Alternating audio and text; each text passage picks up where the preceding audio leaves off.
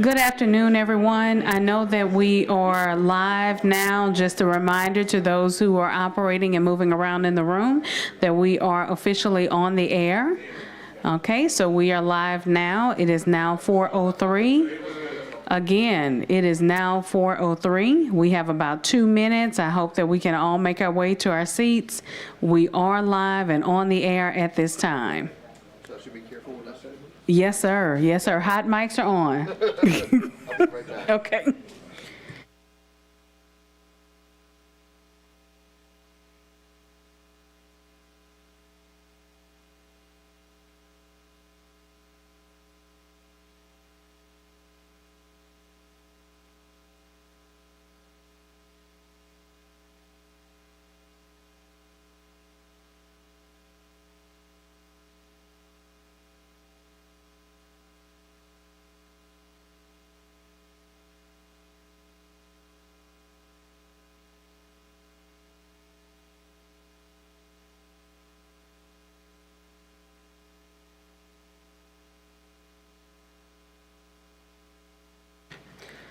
Colleagues, from what I understand, there is no need to log in today. We will be using the timer in our request to speak platform, but there's no need to log in to the computer today.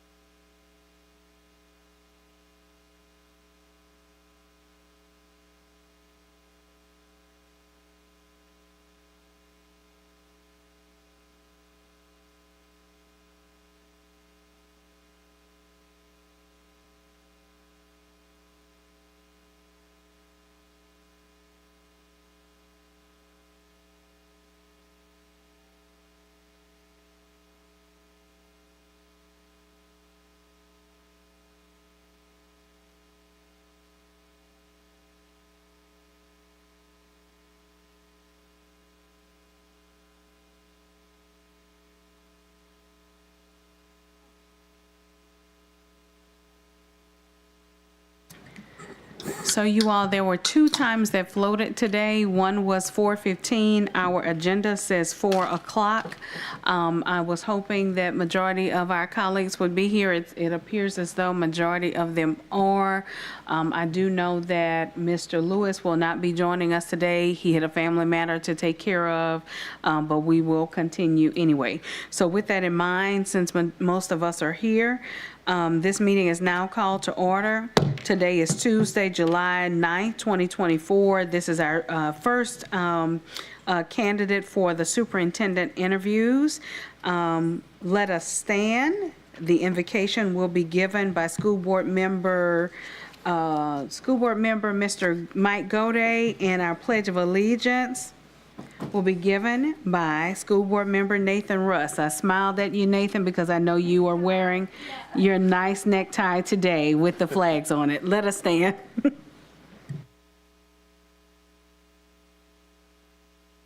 I do apologize. I know you're always ready.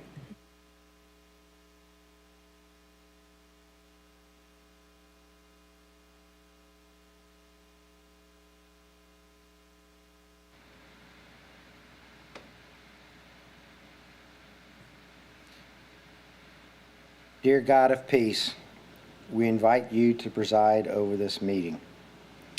Even if we have differences of opinions, give us unity of spirit.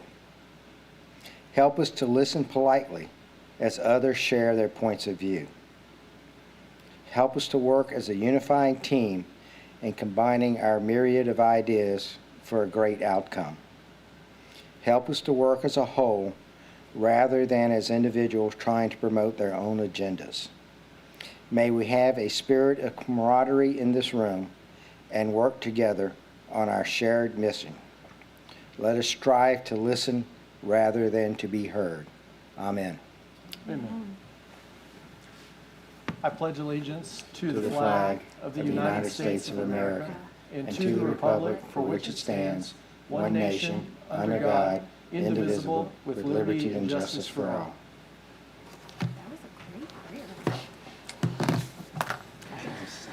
Thank you so much. We will now have our roll call.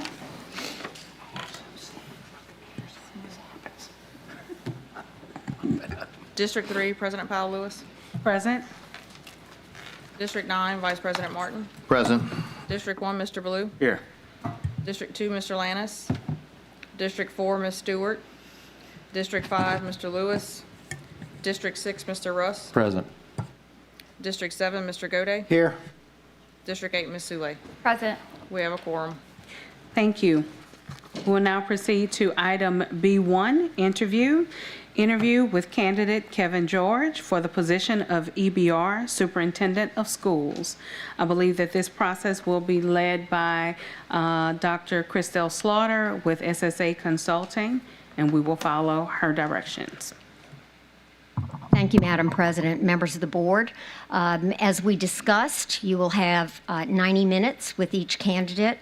We've allocated 4 minutes per question, and that timer is available for you and the candidate to see. They will get a 1-minute warning, so you have to get your question in and their answer in 4 minutes. We will have 2 rounds of questioning. We will begin in the same order that you normally go in with the President of the Board and Vice President and then Mr. Ballou. You will ask the scripted questions first. We will go around. Everyone will ask their scripted question, and then we will go around one more time, and you can have a question of your choice for the candidates. All right. Thank you. Thank you. Okay, so Mr. George, I guess if you'll take the hot seat. Yes. Do you mind if I stand? Sure. All right. And here I have something to pass out. Okay. All right, so good afternoon. Good afternoon. All right, the first question today is as follows. Thank you. Our first question is, how will you align an evidence-based literacy strategy to our existing and future strategic plans and build school-level buy-in that recognizes literacy as the primary foundational skill set for learning? Yeah, thank you for that question. Literacy is number one in terms of student learning. You can tell that by, the new training, the law that was recently passed, that all school systems had to train all of their teachers in the science of reading. If a child is not literate, if they struggle to learn, if they struggle to read and write, then it's really difficult to educate that child in any other facet of the child's education. So that is the number one key, and that's why so much emphasis is being placed on where kids are by the end of 3rd grade. If your child is not on target, on pace, or on grade level by the end of 3rd grade, then you know the child is going to struggle throughout the rest of their educational career.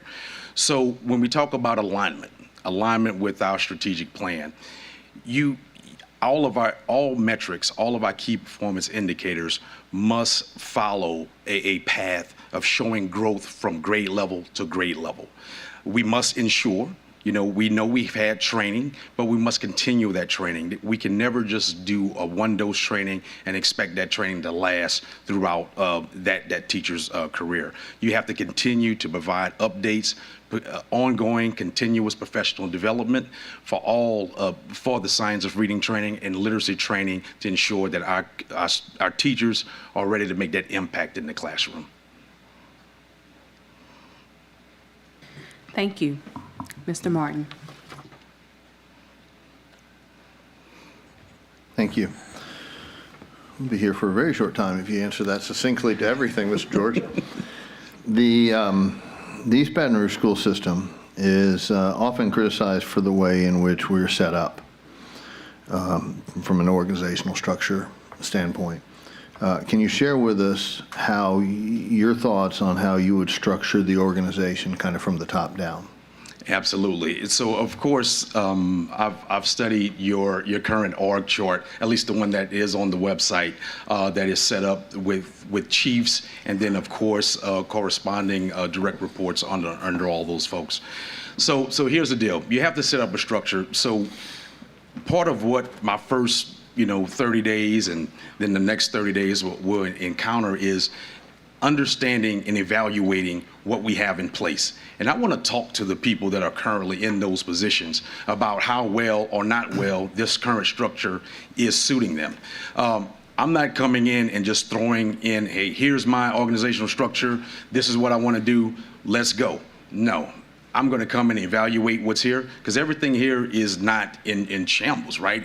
Your system is doing well. We want to do better, as always, but there are some things that are working well. So it's my job to come in and to evaluate, talk to everyone, talk to our school leaders, talk to our teachers and our professionals to understand what is working and what is not, so that we can then create a true organizational structure that fits us and sets us up for success.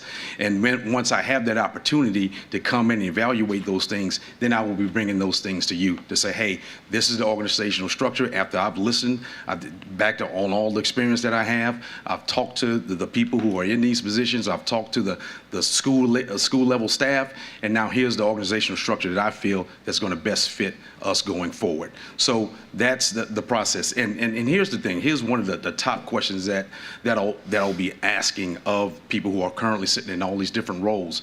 What is your impact on student learning? How is your position impacting what's going on in the classroom?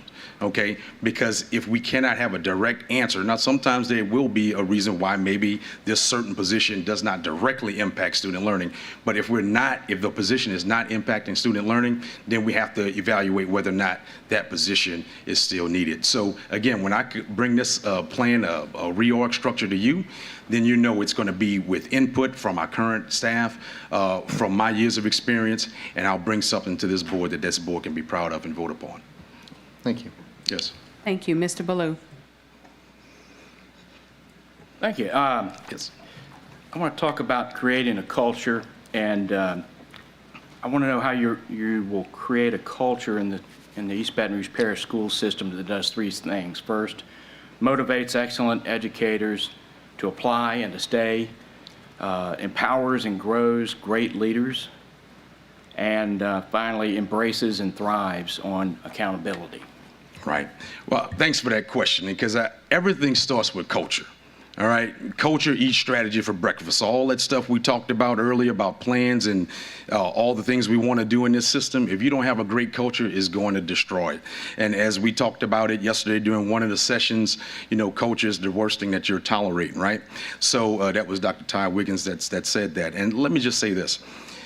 One of the things that I think is one of my biggest skill sets is bringing to a group is a bunch of enthusiasm and just a pride of being where you are and a pride of working in a school system such as East Baton Rouge Parish School System. So it starts off like this. It starts with trust. Okay, even though trust is earned over time, you can start by listening to people, valuing their input. Like I just answered the question here about what org structure. I'm going to talk to people first before I come in and say, this is what we're going to do. That begins to buy-in because now you're valuing what I'm saying. You've given me an opportunity to provide my input, and then I'm going to use that. So when you begin to do that, that creates a culture of people wanting to participate, people wanting to step up and say, hey, this is something that I feel is important. This is something that you need to know. This is something that I can add to the team. When you create a team that isn't afraid to speak out, when that isn't afraid to say, hey, you know what? I don't know about that idea. This is the problems that I see in it. That's when you know you've created a culture of people not afraid to speak what's on their mind. Too often we come in with an idea already ready to go, and we're not ready to hear people. Under my leadership, when I walk into a room or I walk with my team, I'm going to say, okay, here's the problem, here's the issue that we have, here's a possible solution to this. Now let's shoot holes in it. Let's get to where everyone can say yes. If we have 5 people in a room and we can't get everybody to yes, then we continue to work on it to build our plan in order to make that work. When you do that, going back to your culture, that creates a positive culture because you have people not wanting to see things fail and not having a meeting after the meeting. Let's have the meeting after the meeting now, during the meeting while we're all together so we can come out as one. So that's my response to that in talking about culture. Yes. Thank you. Mr. Russ, before I go to you, I did want to ask a question on behalf of Coach Lewis. He was the one board member who is not here today who did let us know or let me know that he was not going to be here. And so the question I would like to ask on his behalf, and you all, when I read this, you know that this will reflect what his desires would be. Describe your readiness to tackle the nuts and bolts of operating a $600 million a year organization from an administrative and logistics standpoint. What skill sets would you look for in a team that manages administrative activities as varied as food service, transportation, physical plant, procurement, and more? Yes, thank you. That's definitely a Cliff Lewis question. So when you talk about the nuts and bolts of running a school system, certain things, no matter if the school system is 6,000 students or 40,000 students, that you have to know and have to be able to do. It's about what is your plan? You have to have a plan of being able to having a unity of purpose, right?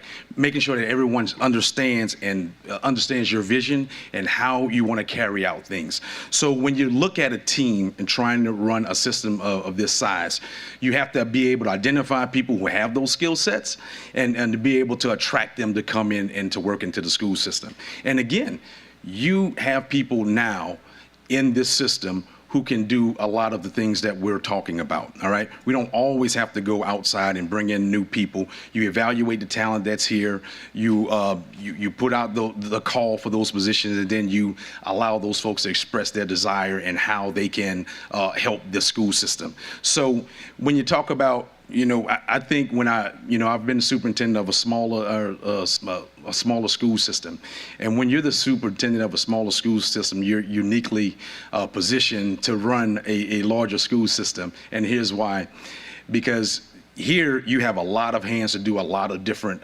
pieces of work. In a smaller school system, you have to know every single facet, whether it's federal programs, special education, whether it's transportation, whether it's curriculum. You have to have a hand in it all because you don't have the resources to have all these different pieces. So I'm able to uniquely identify people who can do that work because I've had to be involved in all of that work. So whether it's 40,000 kids, 6,000 kids, some things remain the same. And so it's about, when you create the structure, when you have, going back to Mr. Martin's question about the structure that you have, your direct reports have to understand what your vision is and what your expectations are. And then you set up those metrics, and then you have those regular check-ins. You provide them the support and then allow them to do that work. So whether it's the size, a lot of people talk about the size of a district. I'm more concerned about the processes. I'm a systems guy, and systems can scale up however large you need them to work, as long as you create good systems, good processes in order to do the work that needs to be done in a system this size. Thank you. Yes. Mr. Russ. Thank you. So teachers and principals, I believe, deserve a central office that is responsive to the needs of their student body. How would you build an administration that supports the work happening in a school rather than impedes it? Great question. I think oftentimes when folks make it into central office, self included, want to feel like their influence is greater than it actually needs to be. When I could recall as being a school leader, that I really wanted the resources, I wanted some coaching, but I wanted the support in order to do the work. When this is the characteristics of a Kevin George central office. When you come into the central office and work under my leadership, it's about servant leadership. It's about how can you support the people who are on the front lines. And the people who are on the front lines are the principals and the teachers every single day. So our job is to make sure and to ensure that they have every single thing that they need in order to do their jobs well. We're not there to direct. We're there to point out things. We out there to say, look, we hire principals. We pay them a good salary, so let them be a principal, okay? You give them the correct guidance, and it's a tiered thing. There's some, if you have a new principal, or if you have a principal at a school that may be an AUS, or that has an F or a D rating, then of course there's a little bit more coaching that goes on. But as those principal years go up, the experience goes up, and they've shown to be able to produce results, then you give them the autonomy to run their schools. It's kind of earned autonomy, right? The more, the better you do, the longer you're with us, and you can show that improvement every day or every year, then that's the autonomy that you earn. And then we focus our efforts on the schools that are struggling and need more help and assistance. So that's the characteristics of a Kevin George central office. Yeah. Thank you. Mr. Godey. Yes. Take a break and a drink of water. Yes, I am. Thank you, sir. Thank you.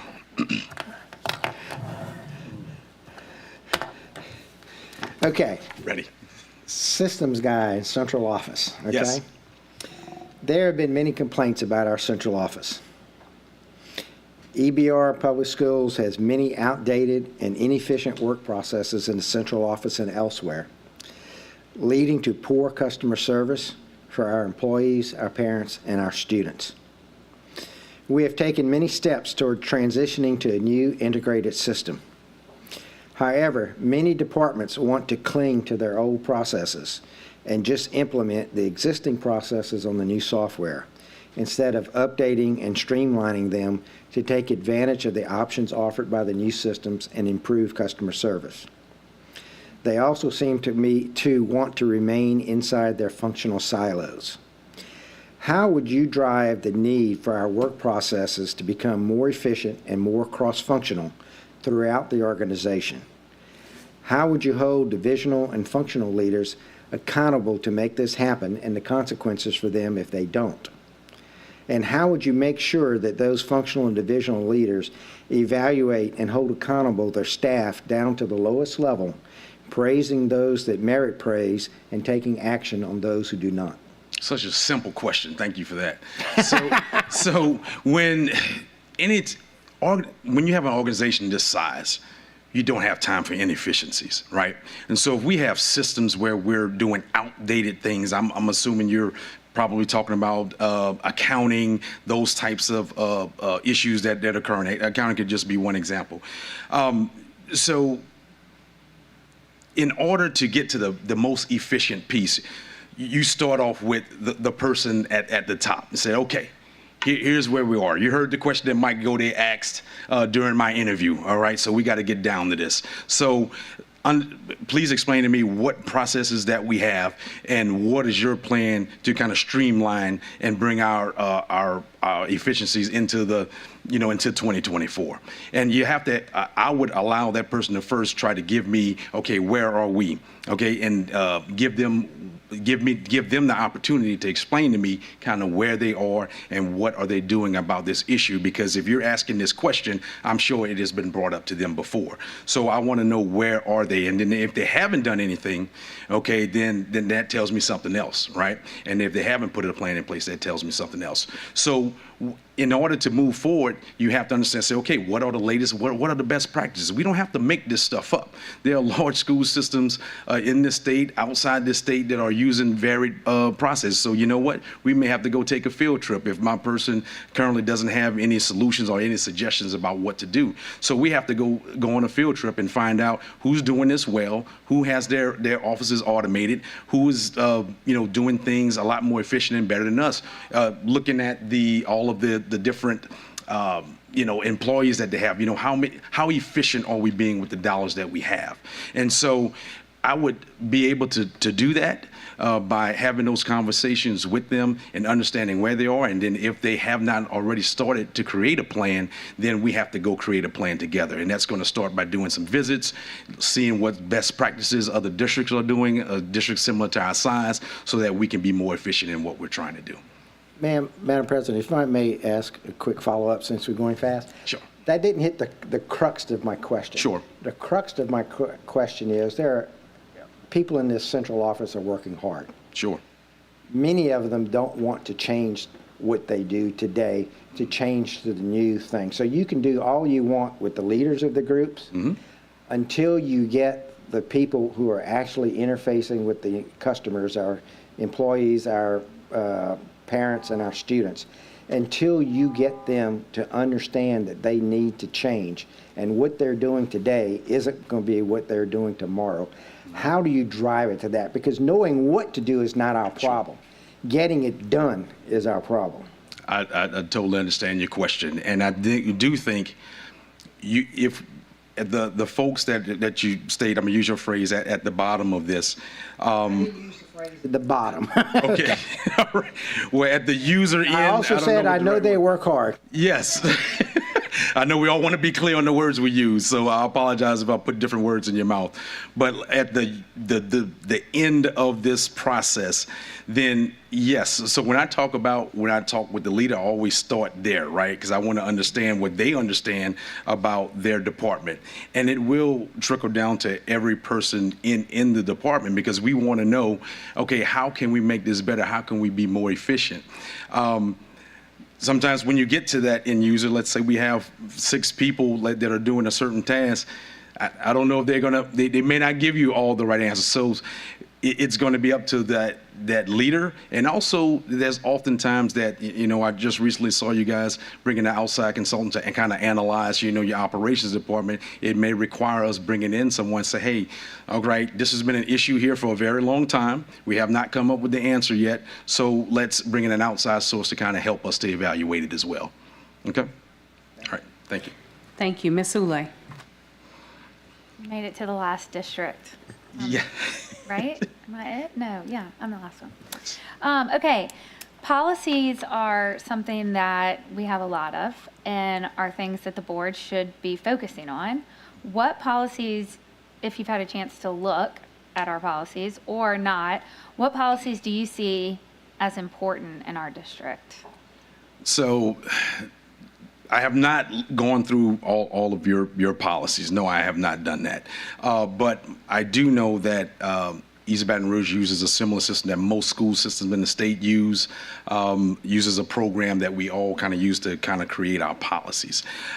So here's the thing about policies. If your policy manual is huge, it may be time to kind of review those to see which of these policies do we actually need, or can we kind of trim these things down.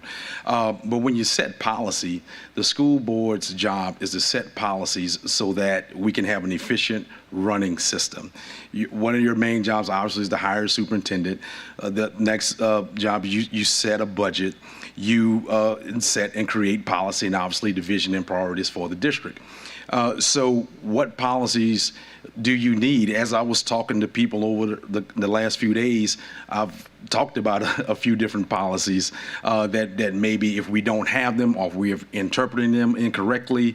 I've heard a lot in the last few days about maybe policies not implemented or implemented when we want to, just depending on who it is.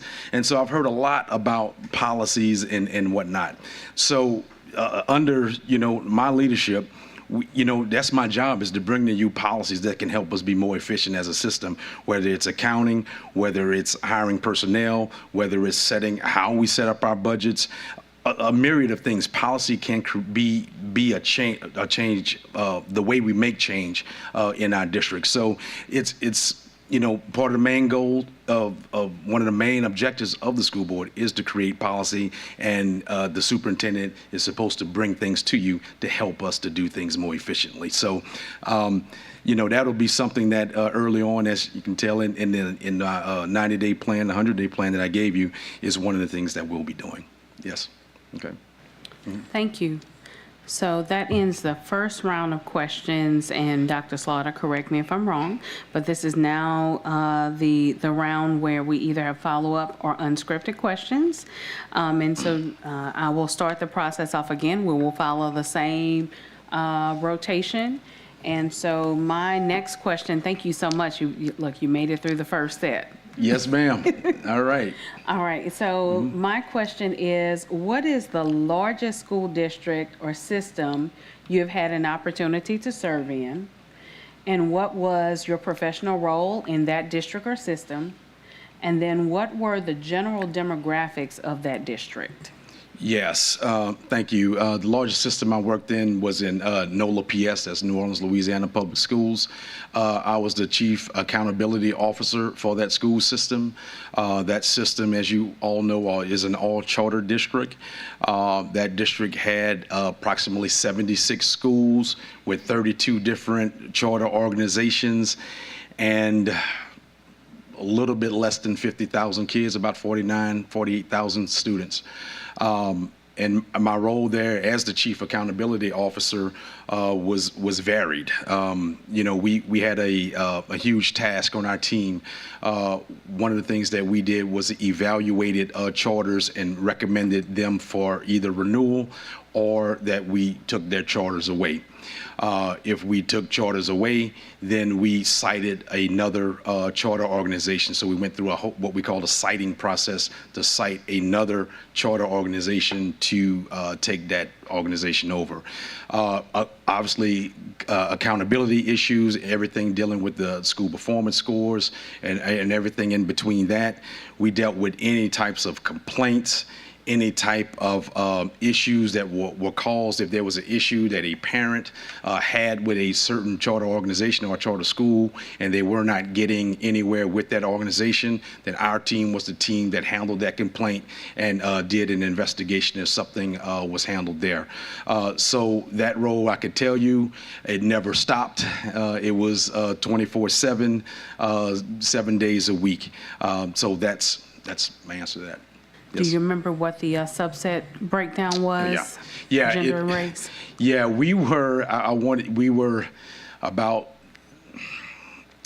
90% African American with in the 90% economically disadvantaged role. Yes, that would be the demographics of that school system. Yep. Thank you. Sure. Mr. Martin. Thank you. You have what many would describe currently as a really prestigious job running the lab school, a very successful school with a long and storied tradition, Yes. connection to a great university. Why? Could you explain to us succinctly why you want to leave there and take a job which is, to be blunt, kind of less prestigious probably, certainly has, I won't say more political headaches than LSU, but a different type of political headache than LSU, a lot more stress, I suspect. Why do you want to make that move? So I'm glad you brought that up. I want to wave to all my U-High people that are watching right now. I love my job. I really do. And from the president to my current supervisor, Dr. Roland Mitchell, both, I would not have applied for this job if I didn't have their blessings to do so. The president's exact words was, if these guys mess it up, we'll welcome you back. So just from the president of LSU. So, I love the job, thought I would be there forever, but when this job came open, I said, you know what, I'm working here with about 1,450 kids, enjoying it and making an impact, but there's 41,000 kids in this city attending schools for East Baton Rouge Parish, and I have an opportunity, I felt like I have an obligation to apply for the position to make sure that you guys had quality candidates to select from. So I put my name in the hat because I feel like I can have an impact on this school system. I live in this city. I want this city to be an awesome city. Being over there at the laboratory school, I have a unique position in that when people would apply for jobs somewhere in the city, say, oh, I got a job at whatever bank or whatever hospital or whatever, and they will straight up tell me, if I can't get my kid into school, then we're not moving. We're not taking that job. And that tells me, it's like, wow, that's how powerful and how important schooling is to people. All right. And so what can I bring to this system so that, people are going to make choices about where they want to send their kids, right? And that's their decision and that's their choice. I want to make sure that EBR is a good choice for them and a possibility for people to come in and say, you don't have to pay for school. Here are some great schools that we have in our city that you should be able to send your children to. And so I love what I'm doing, but I feel like, this was a calling for me to apply for this position. Again, as I told people yesterday, I don't know if I'm supposed to get it, but I was definitely supposed to apply for it. And that's why I put my name in the hat, because I feel like I really can bring something to EBR. Yes, thank you. Thank you. Mr. Ballou. All right. On our Part of our strategic plan, one of our key performance indicators is a reduction in suspensions. We also want to see a reduction in incidents that occur at the school.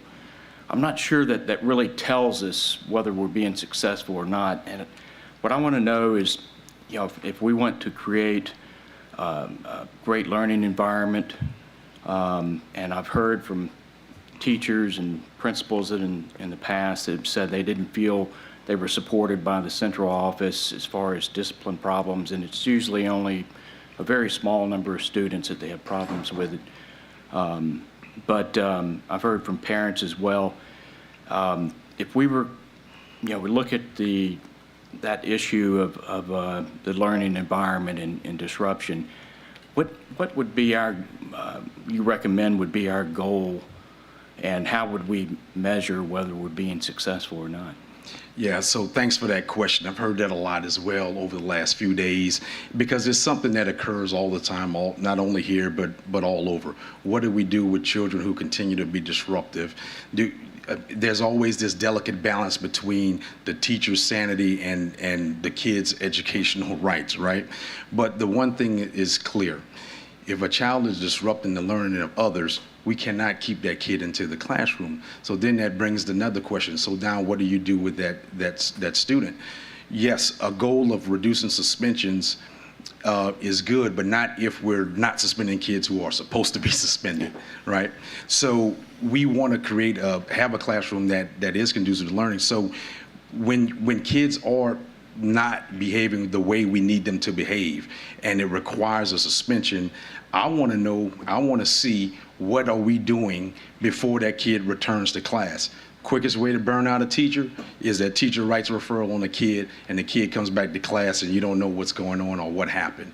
Or they return after suspension and there's no type of, no mediation, no type of meeting. And that's when you start to think about different programs, whether it's, we used to call it PBIS, now it's MT, multi-tiered, support systems. Do we have a district-wide plan? Do we have school-wide plans on how we address these things? The quickest way to burn out a teacher is to put that kid right back in the class and they cut up again. Then the parents are upset because they feel like now the teacher is picking on the kid. So it creates this cycle, this endless cycle.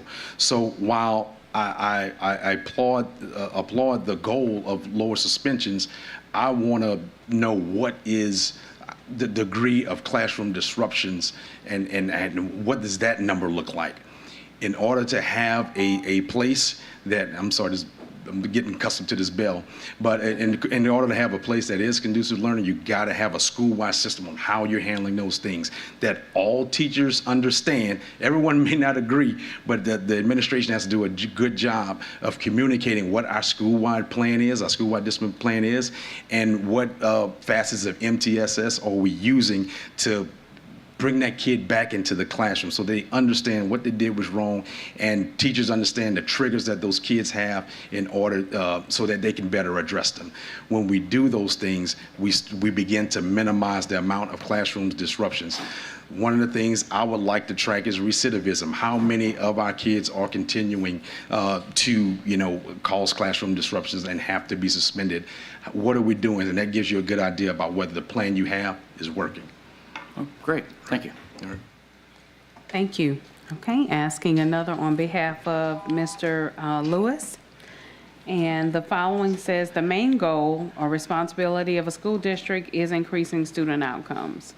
Share a specific example of a time in the last 3 years when you have led a team in increasing student outcomes. Oh, that one's easy. During my time here at U-High, we were the 18th ranked school in the state based on school performance score.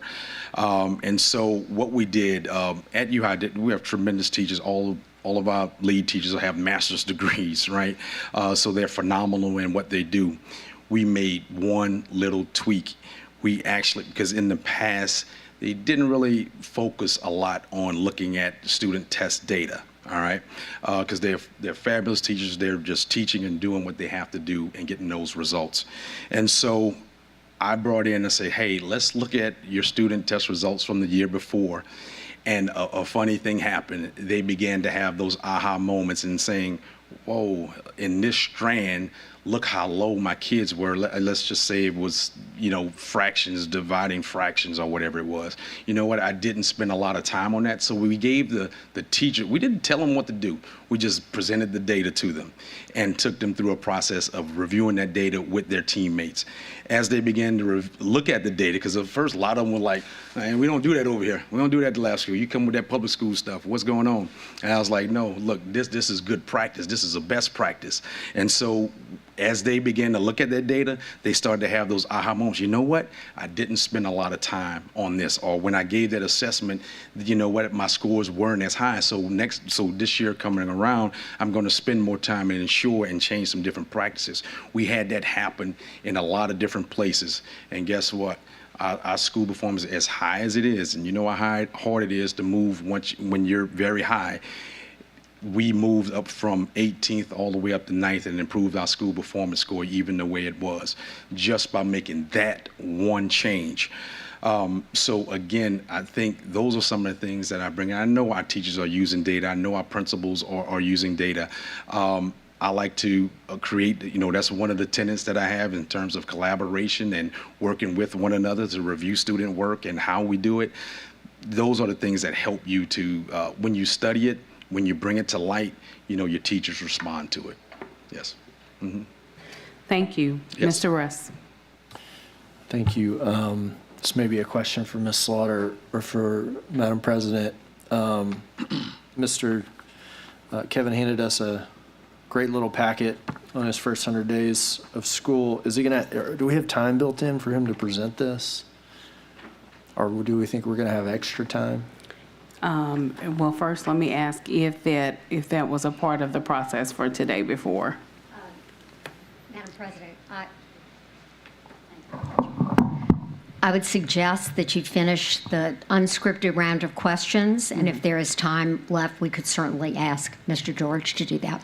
Okay, thank you. Great. What time are we supposed to wrap up here? I think, did you say 90 minutes?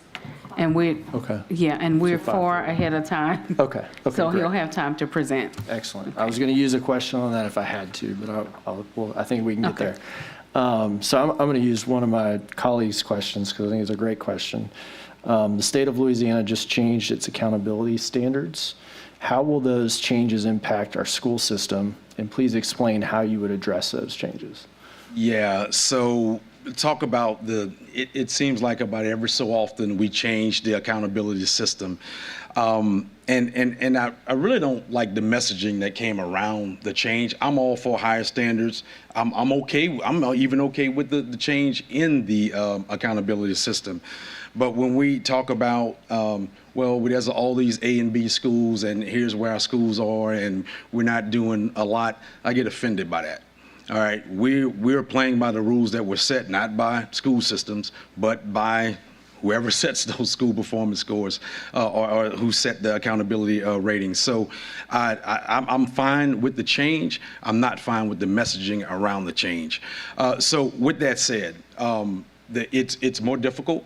It is streamlined and very simple because it really focuses on how many kids you get to mastery and how many kids are you growing.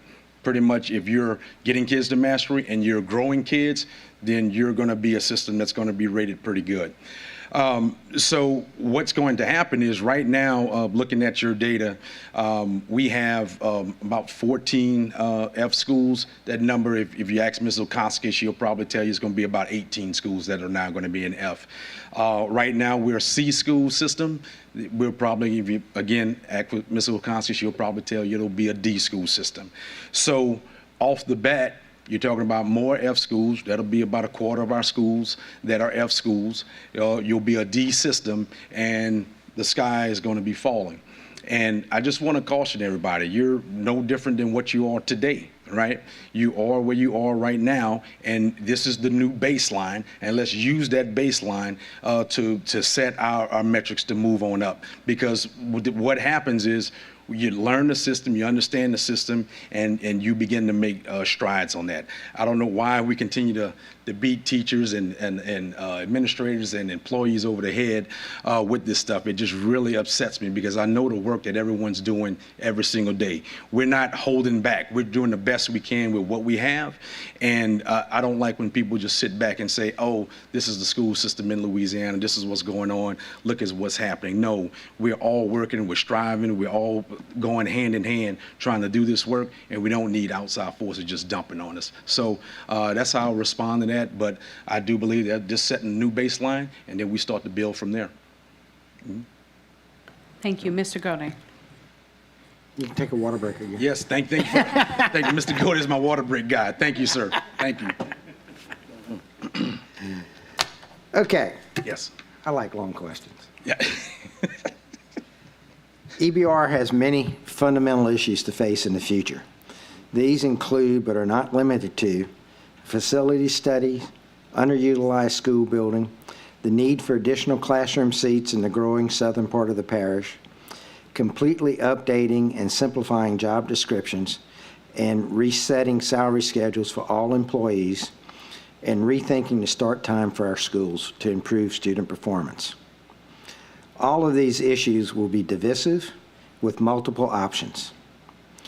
Everyone talks about getting community input. However, there is no one community. Baton Rouge is a mix of very broad and diverse set of communities with different histories and different ideas and hopes.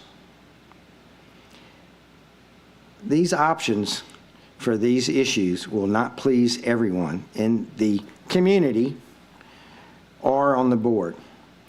How would you try to move these items forward without falling in the 30-year historical EBR trap of doing nothing in order to avoid conflict? Yeah. So thanks for that question. Yes. Thank you. I'm gonna see you after the meeting. So let me say this. I've never been accused of not doing stuff. All right. I don't mind doing the hard work, the heavy lifting. I'm from Crowley, Louisiana, man. I used to crawfish it with no shoes on, so I'm good. So, you know, when it comes to the heavy lifting, here's what you talk about, and I think is my job and is going to be my staff's job is to provide you guys with the information that you need so that you can stand in front of anybody and say, this is why we're doing it. I understand you may not agree with it, but here are the numbers and here's why we have to do things. So let's take consolidation, right? Everyone I've talked to parents, I've talked to staff, I've talked to board members, I've talked to community members, everywhere in between. Everyone say we got to consolidate schools. But I promise you, when it comes time to consolidate schools, you can have a line of people right here saying, don't close my school. All right? So it's my job to make sure that you have all of the information that you need so that when it's time to say, okay, here is an option or here are the various options that we have to close our schools. Here's why we're closing our schools. Okay, and we'll have different, just example, we say, look, we got 250 kids in this school, a mile down the road, we got, 215 in that school. We're not being efficient with our dollars. So when we combine those schools, you can begin to show how the monies that you're saved, and then actually how the students will be. We know we have teacher vacancies, right?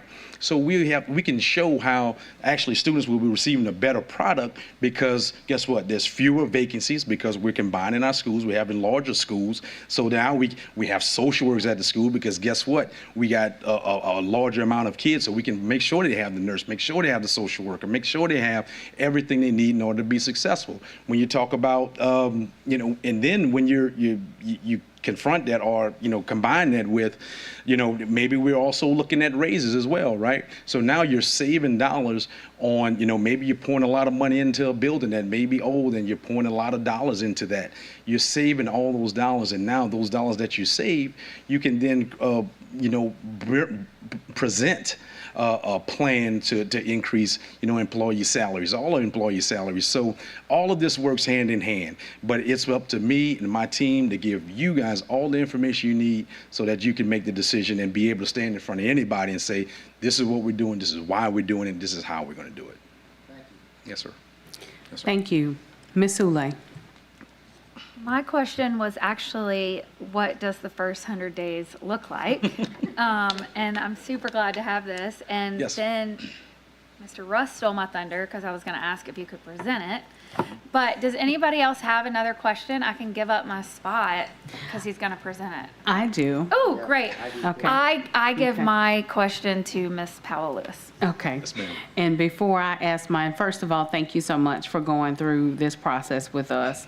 Mr. Gode, if you will ask yours, because my question does kind of lead to your presentation. Also, let me ask too, in the meantime, just in case you need technical support, are you hoping to make some type of presentation on the screen, or would you just like to share from your booklet that you provided? Yeah, I don't have anything to share from my screen, but I can go from my booklet. Okay, Yeah. okay. So, Mr. Gode. Yes. Two-part question. Yes. What is your view of the role of the board vis-à-vis the role of the superintendent? And when is a time that you had to intervene with a board member and say, that's not your job, that's my job? And how did that work out for you? Yeah, normally those things don't work I out only very ask good. easy questions. No, so look, it is a special relationship between the board and the superintendent. I view it as a partnership. However, at the end of the day, you guys, the majority of y'all are my boss, right? When five or more of y'all say, this is what we're doing, no ifs, ands, or buts about it, right? So the role of the board, obviously, is to just set the priorities in his division. Then y'all hire a superintendent in order to carry those things out. When I don't ever foresee myself, and I've tried in the past, there may be a time or two, maybe when it has, as a superintendent over 6 years, that I disagree with a board member in public. I don't like to do that. Anything I like to have is that we're going to hash that stuff out in the back because I want our public to see us as our best selves. Maybe sometimes, when we're having a discourse, that's fine, but we're not going to be disagreeable, right? We can disagree, but at the end of the day, my job is to tell you, okay, Mr. Gode, here's the agenda item. If you vote yes, this is what's going to happen. If you vote no, this is what's going to happen. Now, what additional information do you need from me? I don't take any of that, whether it's something that I'm presenting or or one of my team members are presenting. It doesn't matter. I don't take that to heart because you've been elected by your constituency to vote, and you're going to vote the way you need to vote on that item. My job is to say, vote yes, this is what's going to happen. You vote no, this is what's going to happen. Do you need any other additional information from me? Let me give you a specific example. Sure. So the board sets a policy that says we want to drive literacy, and part of that is we want to have a district-wide literacy evaluation tool. Mm-hmm. Yes. That's our role as a board. You pick the tool we use. So the board wants to get involved in what tool you pick. What would you tell the board? Well, I would ask for rationale on why. Is there specific reasons? Sometimes a board member may have a specific expertise in a certain area. Again, I'm going to be very respectful. At the end of the day, we are, you hire a superintendent to be the educational expert, and you guys are going to hire who you're going to hire Thursday night because you trust their judgment and you trust that they're an educational expert. And I would say, hey, thank you.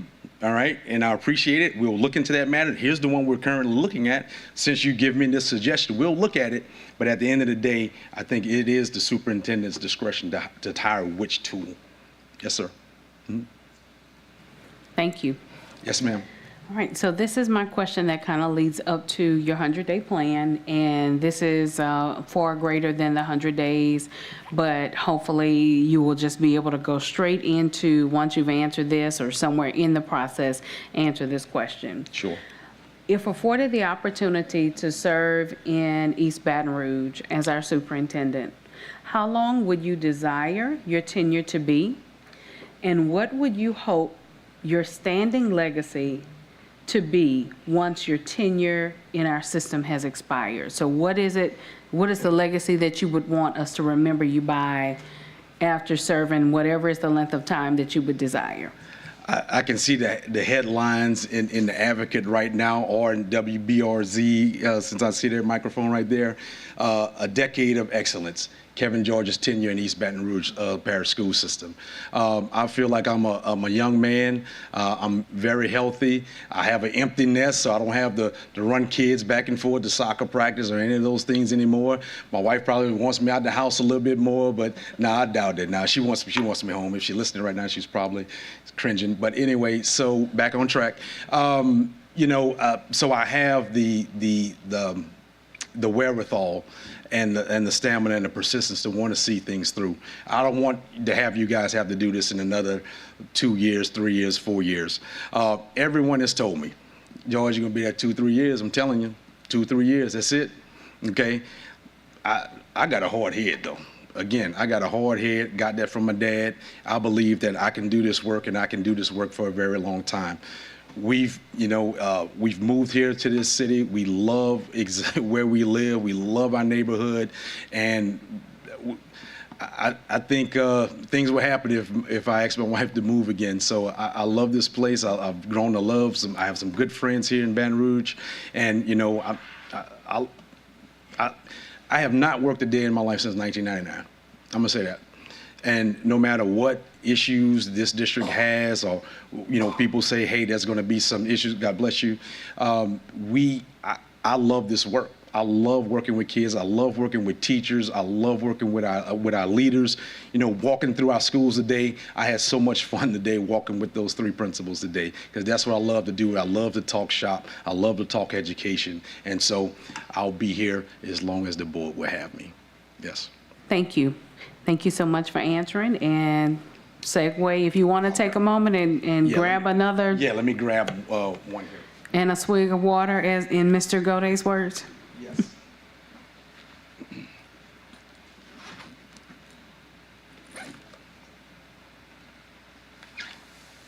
Well, first of all, thank you all. Thank you all for asking me to share this. I didn't know if I would have the opportunity. That's why I just kind of laid that out for you guys. And hold up just for a moment. So am I correct in saying, Dr. Slaughter, that he has about 25 minutes, maybe? Yes. Okay. Okay. Thank you.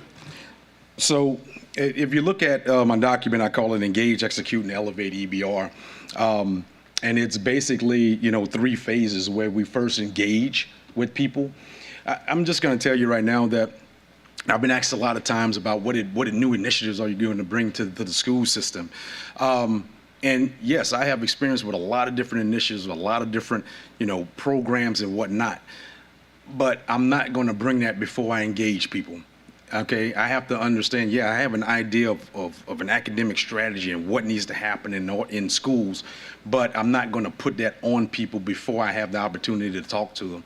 And as I begin to talk with people, I'm going to understand what our strengths are, what our weaknesses are, and what our opportunities and threats are as well. So I like to use the information to inform the decisions that I make, right? So part of that, in that first 100 days, we, of course, I have a letter to the entire community, and, we engage.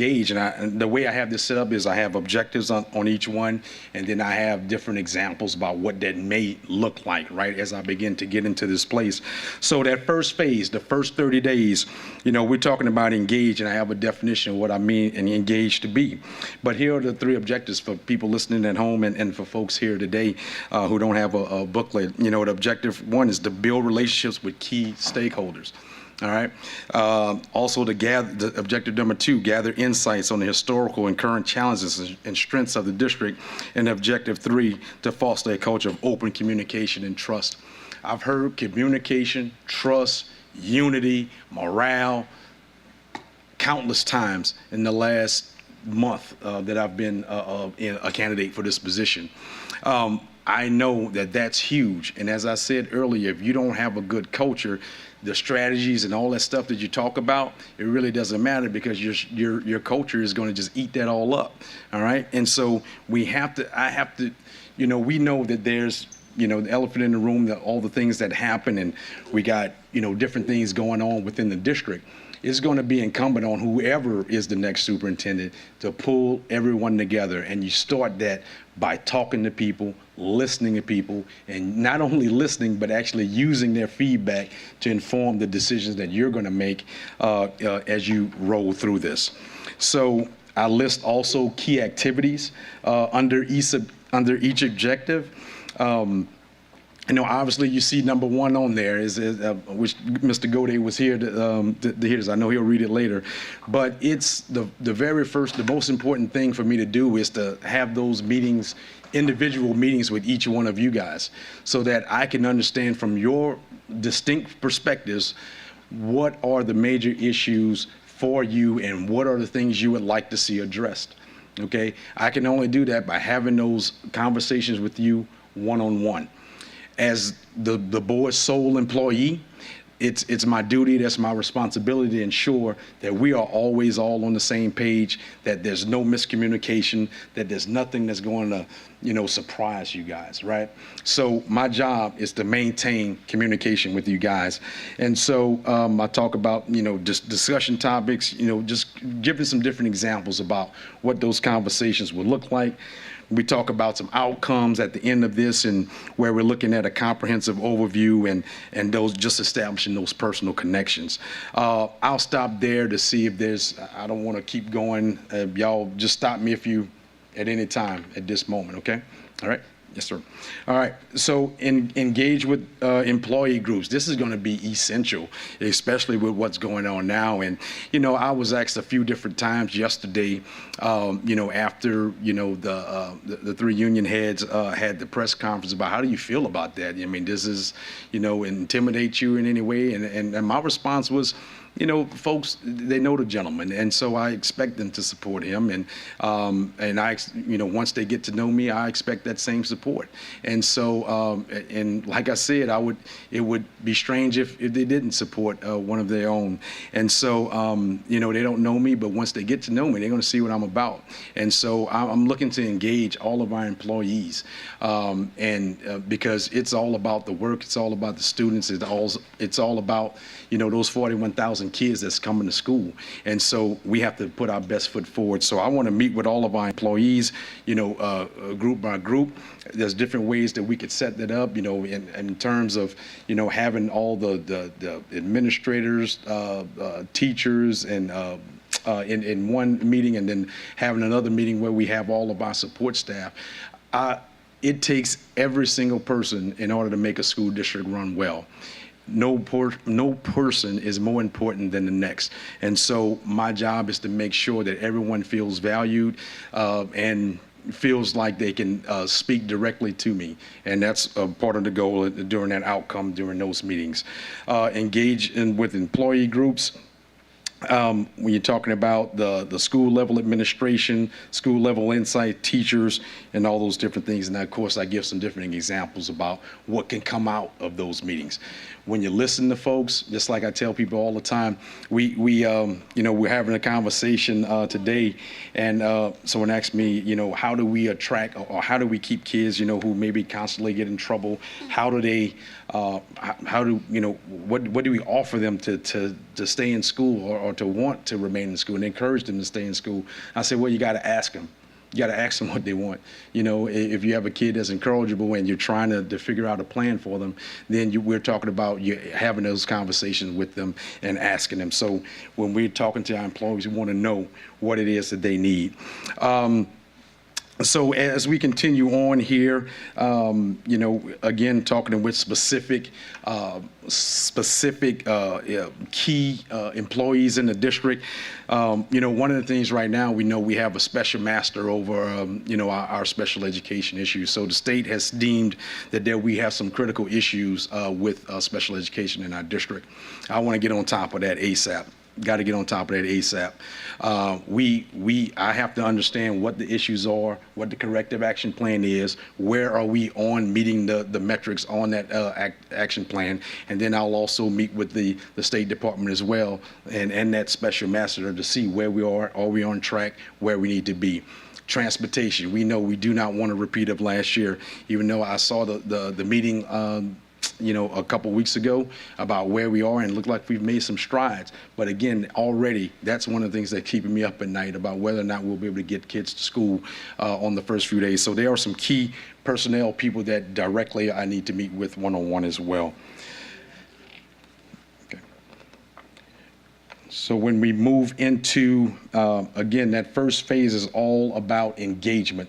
And as you can see, I'm going to be with tennis shoes on, going to different meetings, but I want people to understand and get a chance to know me. I'll hear from different folks about what the issues are so that we can begin to formulate a plan to make our district better. Now, when we move into the second phase, we're talking about execute. During those next 30 days, we're going to take, the things that we've learned and begin to set or create, strategies to moving forward. And we have 3 objectives laid out there as well. We're going to analyze the information gathered during the engagement phase, identify the key themes, challenges, and opportunities to the district, and then to validate insights with stakeholders and refine the understanding. If we need to go back to some people, say, you know what, we didn't quite understand where we were, so let's go back to our parents, let's go back to our teachers, let's go back to our school leaders. The themes, I've, again, going through this process over the last month, themes have already begun to emerge. We've talked a lot about morale, trust, unity, communication, making sure we're efficient, consolidation, teacher pay, students remaining in the classroom. So a lot of those things are themes that have already begun to emerge. And I'm sure when speaking with these different groups, we're going to continue to have those themes emerge. And then when we get to Elevate, that's the final 4 days. The objectives there is to develop a comprehensive and informed plan based on the insights gathered, communicate the plan effectively to all stakeholders, and to begin implementation of the plan to focus on immediate priorities. And again, this is in conjunction, not to replace the current strategic plan that you guys have. The plan that you submitted to us, it wasn't updated, so I don't know where we are, because that plan started in, I think, 21, and it's 24, but we just had the baseline. So I'd like to see the updates on the key performance indicators and where we are on reaching those goals. But that's, kind of the plan. The first 100 days kind of laid out very specifically and what my plan is to hit the ground running. And obviously, the decision is going to be made on the 11th, and whoever receives this is going to have to be ready to roll, because school is going to be starting in a few weeks, and we got to be ready to roll. So that's my plan. Thank you. Thank you. Yes. All right. Any questions from the board at this time? I got one more question. Okay, Mr. Martin? You were out at PDC for a long time yesterday, talked to a lot of people. Yes. What would you say tell me 3 things that you learned about the district in your meetings yesterday? Okay. The one thing, the meeting that stood out for me was the meeting with the administrators, the principals, and the teachers. The gentleman's name, I remember, there was a few questions that really hit home for me, but one of the questions was from a principal. Can't quite call his name, but he really just laid it out. He said, what are you, you're going to be about my, I think he said 9th superintendent since I've been in the district, and everyone comes in and says they're going to do all these different things, and you could just tell he was just kind of just tired, just tired of this whole thing, right? And I said, man, I feel you. I said, I don't have a magic button in my coat, because if everybody knew the exact way to improve school systems, everybody would be doing it, and we wouldn't be doing this all over again, all right? So this is what I promised him, though. I said, I'm going to walk hand in hand with you. I'm going to listen to you. I'm going to give you that autonomy, because I don't believe in hiring people and then standing right over them and telling them everything to do. You're going to have autonomy to run your school. We're going to agree on some metrics. We're going to put some key things in place.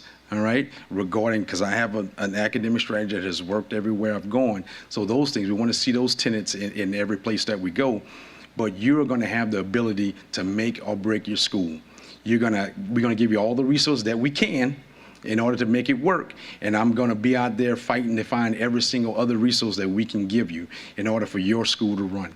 So the passion is the answer. That long thing was the passion of some of the key things I learned. The second thing I learned and took away from there, we have a very passionate group, of parents who want to see our school systems be great. They want to support us. They want to do the things that we need to. They feel like we need to communicate more, be a lot more transparent. So again, some of the things that you guys have echoed in terms of communication, unity, trust, all of those things that this board has, put out to me are things that the parents feel we need to do a better job of as well. And then the last thing is, we are here because we are public servants and we want to best serve kids. And so if we all just pull together, if we can do that, easily said than done, right? But if we can all pull together because we're educating children, then we can make this school system better than it currently is. And I know we have a lot of people who are already in place, ready to do work. So let's put them to work. Yes, sir. Thank you. Mr. Russ, did you have a question? Okay. Anyone else? All right. Okay, seeing none, I have already been informed by legal counsel and by SSA that today's interview was, of course, the opportunity for the board to interview you. We know that the public and the community has had the opportunity to interact with you pretty much for the entire day yesterday. And so with that in mind, I am going to turn this activity back over to Dr. Slaughter. Thank you so much. Thank you, guys. I really appreciate it. Okay. Thank you. Thank you. Dr. Slaughter. Thank you, Mr. George. Thank you, board members. I think that what we will do is stand in recess for about 15 minutes and see if our other candidate is ready a few minutes early. And we can start, that never happens. See if we can start the next interview early. And if not, then we will convene at our regular time. But she is on the premises, and so I think we'll try and do that. Okay, so a 15-minute recess means that we will start promptly at 5:30. That means that we need to be back and in our seats by 5:25, everyone. Thank you so much.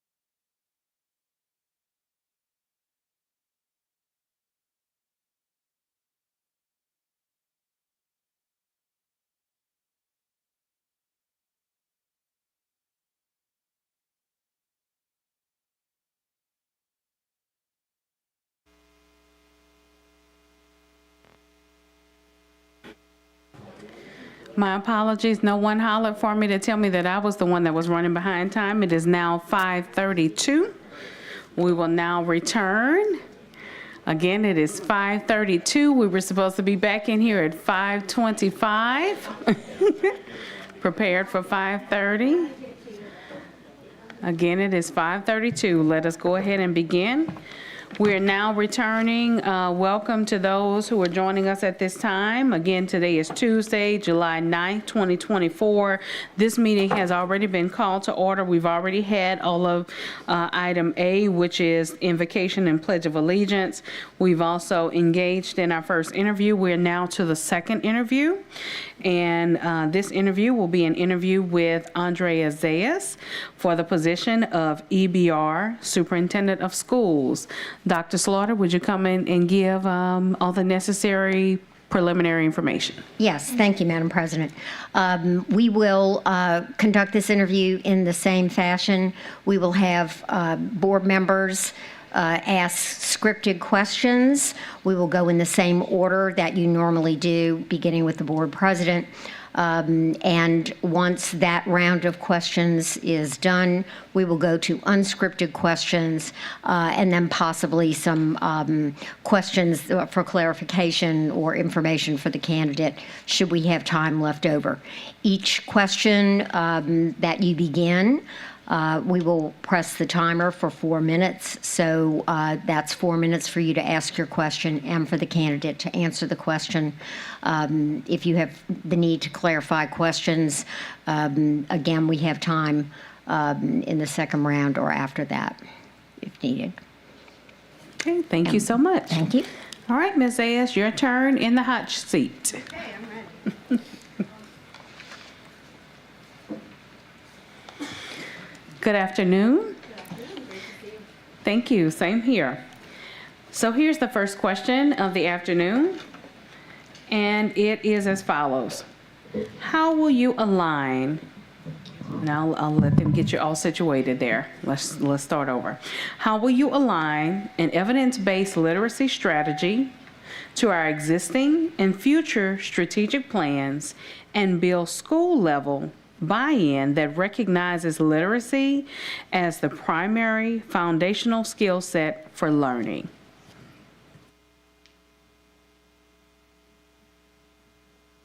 Thank you for the question. Can you hear me okay? Okay, fantastic. Well, good afternoon, good evening almost to all of you.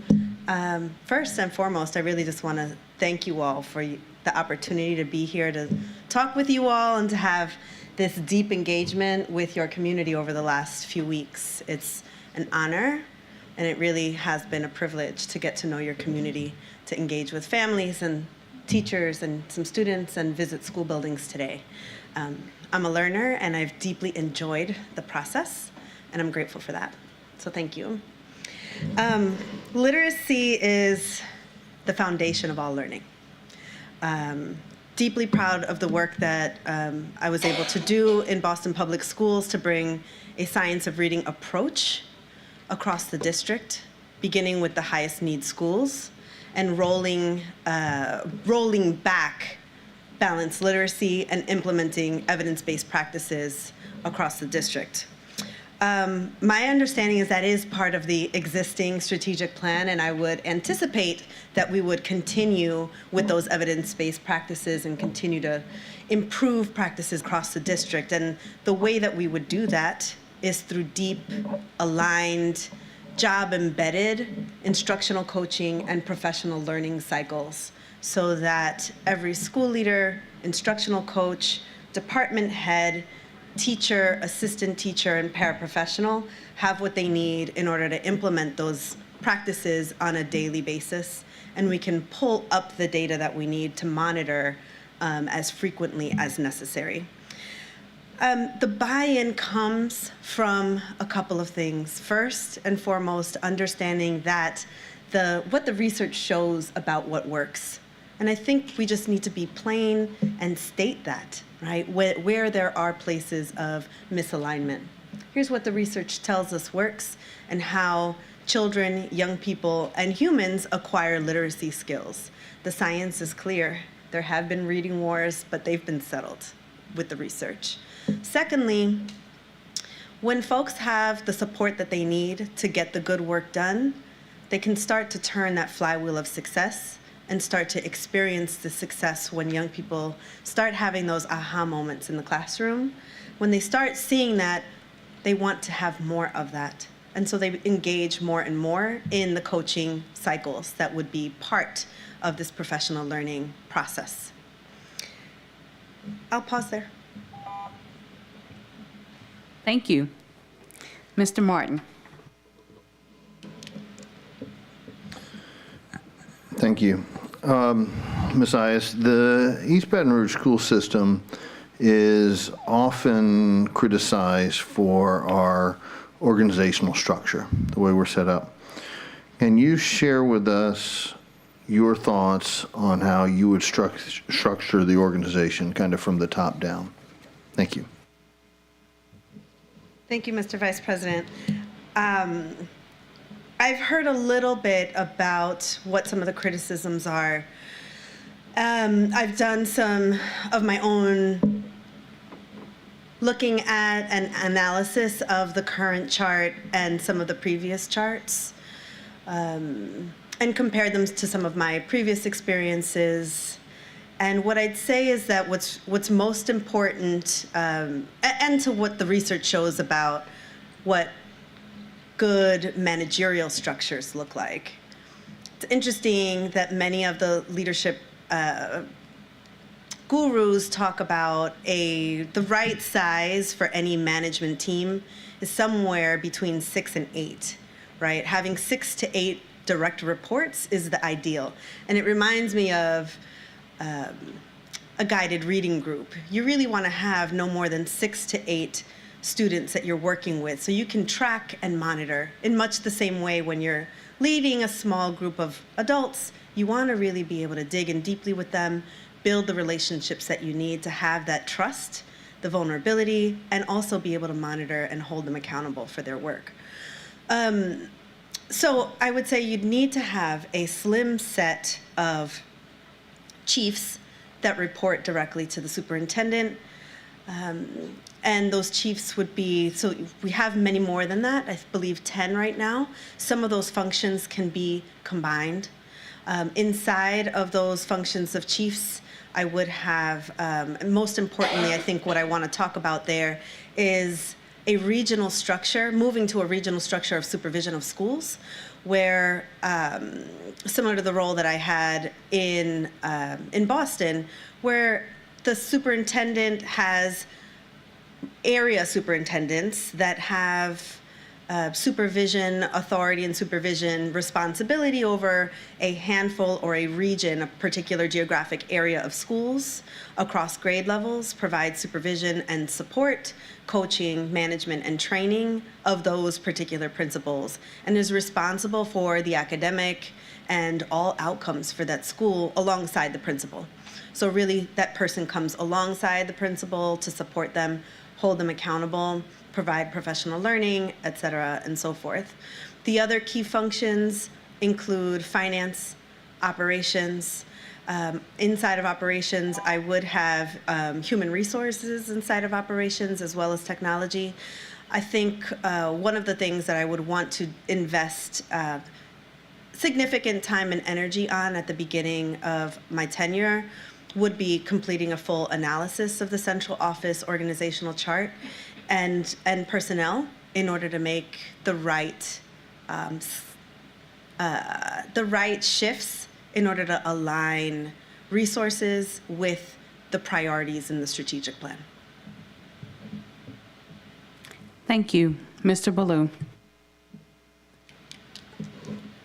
All right, Ms. Zayas, I'd like you to talk about how you'll create a culture in the East Baton Rouge Parish School System that'll do three things. First, one that will motivate excellent educators to apply and to stay. One that empowers and grows great leaders. And finally, embraces and thrives on accountability. Take it away.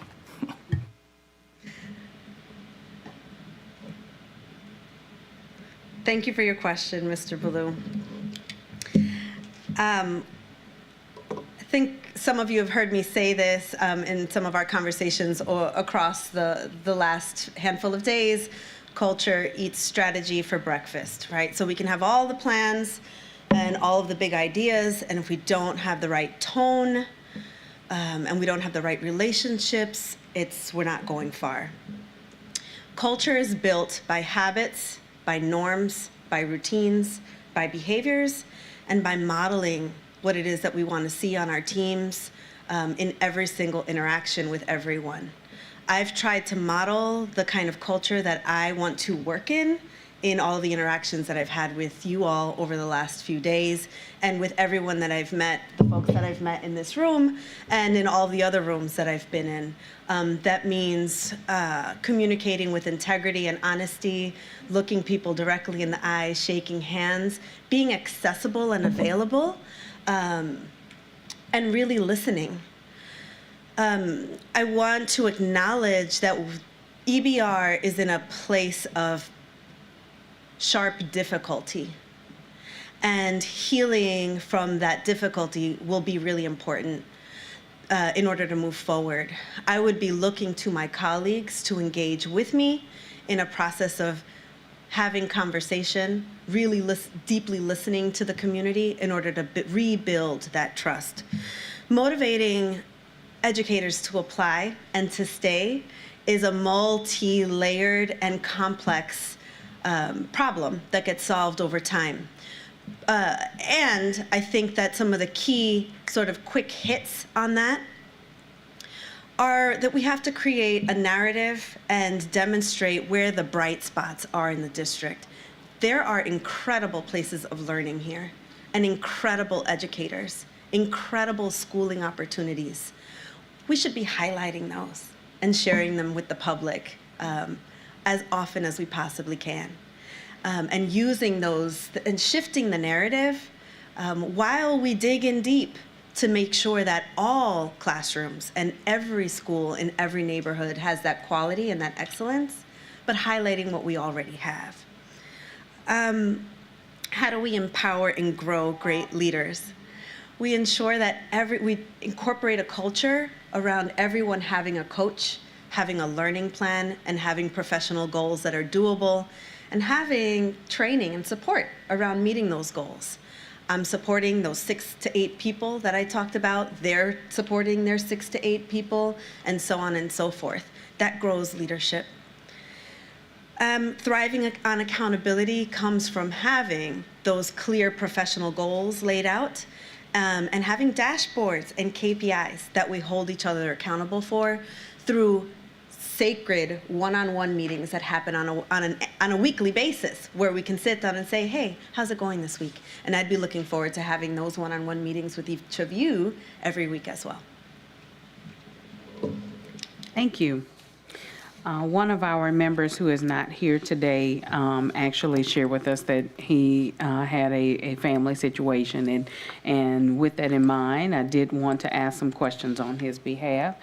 The first is, describe your readiness to tackle the nuts and bolts of operating a $600 million a year organization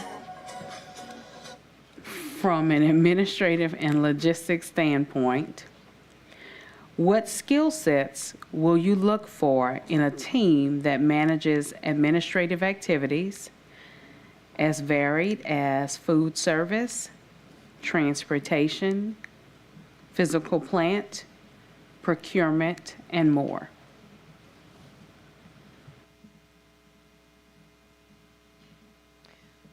Thank you for the question, and I'm sorry to hear about the family emergency, and I hope everyone is okay. I'm ready. All of the things that need to be done in this role, I have done in other places, including managing administration and logistics and I'll give you an example. As area superintendent in Boston, I was responsible for supervising 9 of the city's lowest performing schools, K5s, 6-8s, and K8s. And in that role, I was responsible for working with the principal to make sure that we had a balanced budget, and in that budget, all of the resources in a compliant fashion being sourced, being routed to the classrooms and down to the individual student level as necessary. Responsible for ensuring staffing was appropriate and compliant for special needs and students, multilingual learners across those 9 schools, which accounted for almost 5,000 students, so the size of a small parish in Louisiana. Nuts and bolts of managing the logistics and administration happen through a strong team. So the way that I manage is, again, through those weekly one-on-one meetings and through team meetings, making sure that the performance goals are set, that we're clear on a weekly basis about what this week's work looks like, and then managing that to excellence. Part of my role as a leader is ensuring that I can block and tackle externally so that folks can get the internal work done. So, and also, I often say, bring home the bacon. So engaging with external stakeholders that, like philanthropy, to ensure that there are additional dollars to bring to the table. The skill sets that are needed to operationally run the district, I believe in large part exist in the current structure around food, transportation, managing the plant, procurement, and more. I've been so pleasantly surprised to hear the very many systems that actually do exist here and are in place. However, the work is around building efficiencies. How do we ensure that every single one of our business processes is as efficient as it possibly can be and updated to industry standard? I think we have a lot to learn in that department and a lot of updating and upgrading to do around processes that are outdated in HR, for example, and some of the business processes. Payroll, I know, is coming along. So my outlook would be one around expanding what is working and looking to see what we can improve where there are some gaps. Thank you. Mr. Russ. Thank you. Welcome. Thank you. So teachers and principals deserve a central office that is responsive to the needs of their student body. How do you build an administration that supports the work happening in a school rather than impedes it?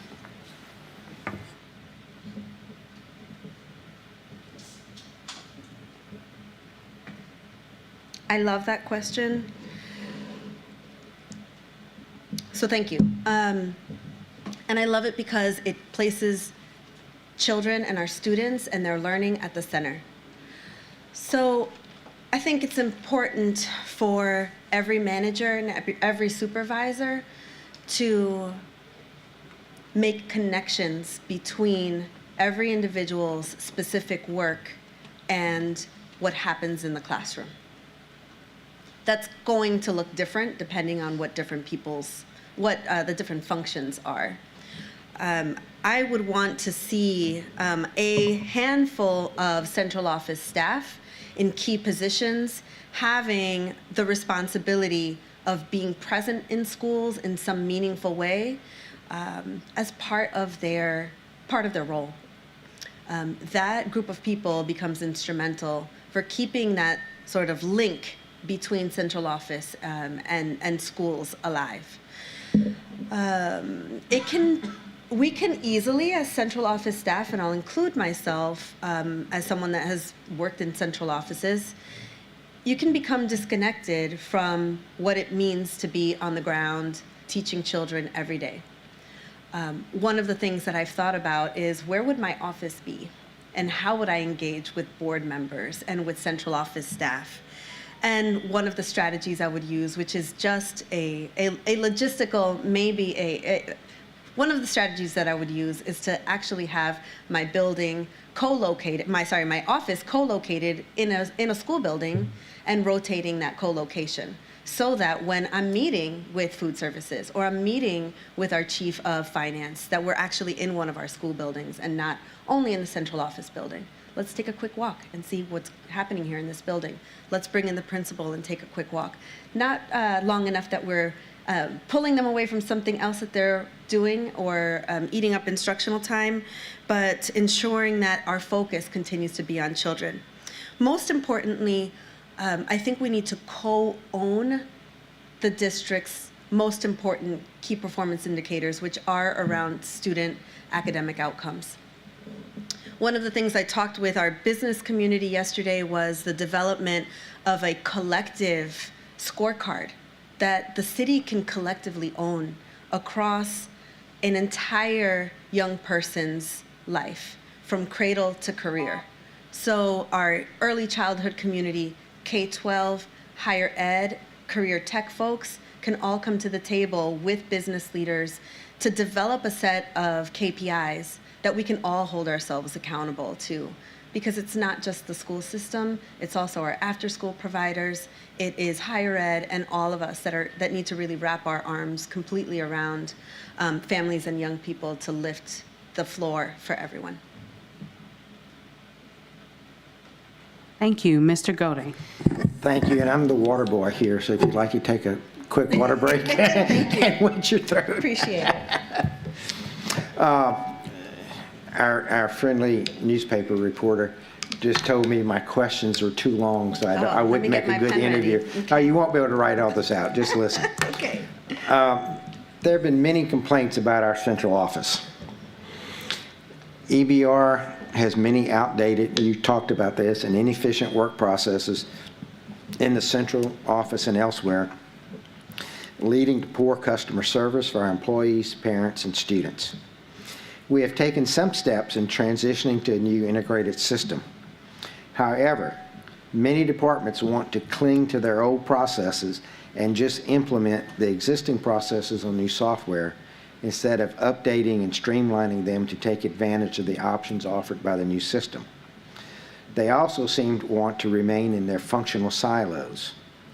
How would you drive the need for our work processes to become more efficient and more cross-functional throughout the organization? How would you hold divisional and functional leaders accountable to make this happen and the consequences for them if they don't?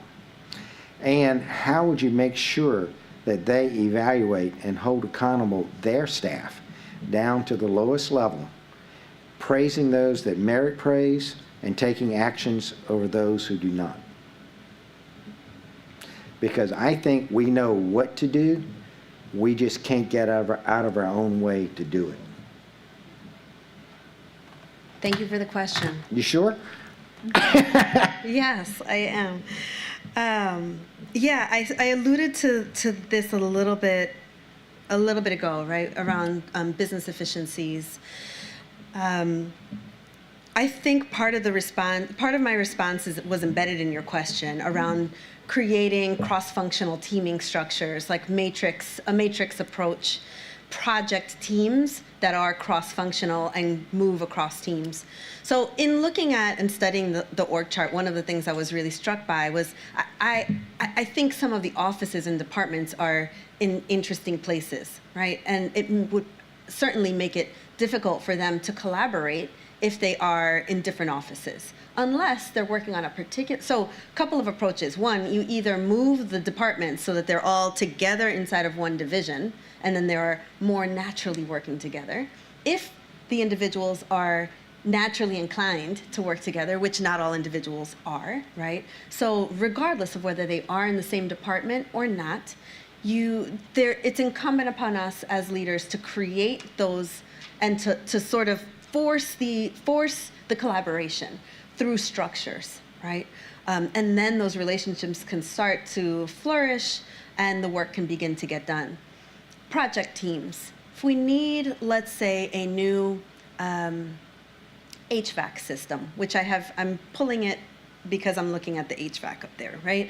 Let's say we need a new HVAC system in a building. You need teachers on that project team to make to give insight about what it feels like in the building. You need engineering, you need the plant people. So you need a whole host of folks to come together to provide input, and you hold them accountable to the project timeline, right? You have a project charter that lays out what the challenges are, what the resources are, and who is responsible for that by when. You have milestones, and then as a supervisor, you check in on how it's going. As the supervisor of the supervisors, I'm asking those questions in those one-on-ones to find out how it's going. How's it going with this project, that project, that project? Who's coming to the meetings? Who's not? How's it been going? Are you behind schedule? Why? What resources do you need, right? And if it's going well, thank you. Thank you for doing what needs to be done. And then elevating those individuals that are hitting the mark. And I really do believe in corrective action. When people need performance improvement plans, we put them in place, and we similarly monitor them to make sure that they are improving, and if they're not, there is an exit that happens with due process. Thank you. Ms. Sule. Hey, okay, we have a lot of policies Yes. here in EBR, and policy is one of the things that the board sets. Have you had a chance to look at any of our policies? If yes or if no, what policies do you see are important in our district? That's a great question. I know that there is a robust policy manual that's informed in large part by legislation and best practice, and then gets built up. There's probably policy that you're going to be passing on Thursday for student rights and responsibilities based on the recent legislation or package of legislation that was passed. I have to admit, I have not read all the policies. That said, I think that there is some big work ahead for the superintendent and the board to lead in big work for the group to lead in right-sizing the facility footprint of the district. I don't think that there is policy around what the thresholds are, what the criteria are for determining which schools are eligible for merger, for closure, et cetera. So I'd put that on the table as something to be examined early. The other thing that I find, and this, again, not having read the manual, but I don't think that there is a strong framework for charter authorization for the type 1s. So what is the criteria for opening new schools? What is the criteria for monitoring at year 1, 2, 3, 4, and renewal? What are the corrective actions that are available for the superintendent to implement with a school if they are underperforming? Again, speaking specifically about charters, right? And I would want to see that same framework and set of actions used for all of our schools, right? Have a transparent, clear, and consistent way of holding schools accountable.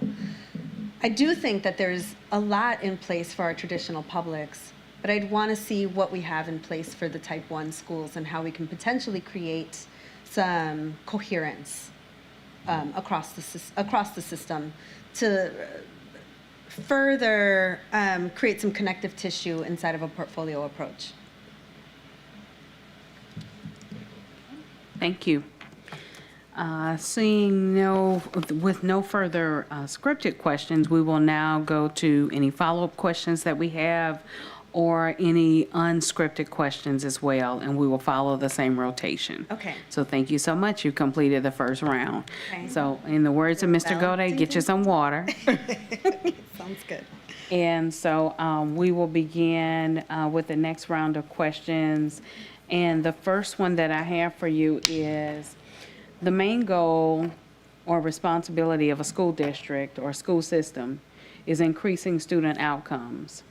Share a specific example of a time in the last 3 years when you have led a team in increasing student outcomes.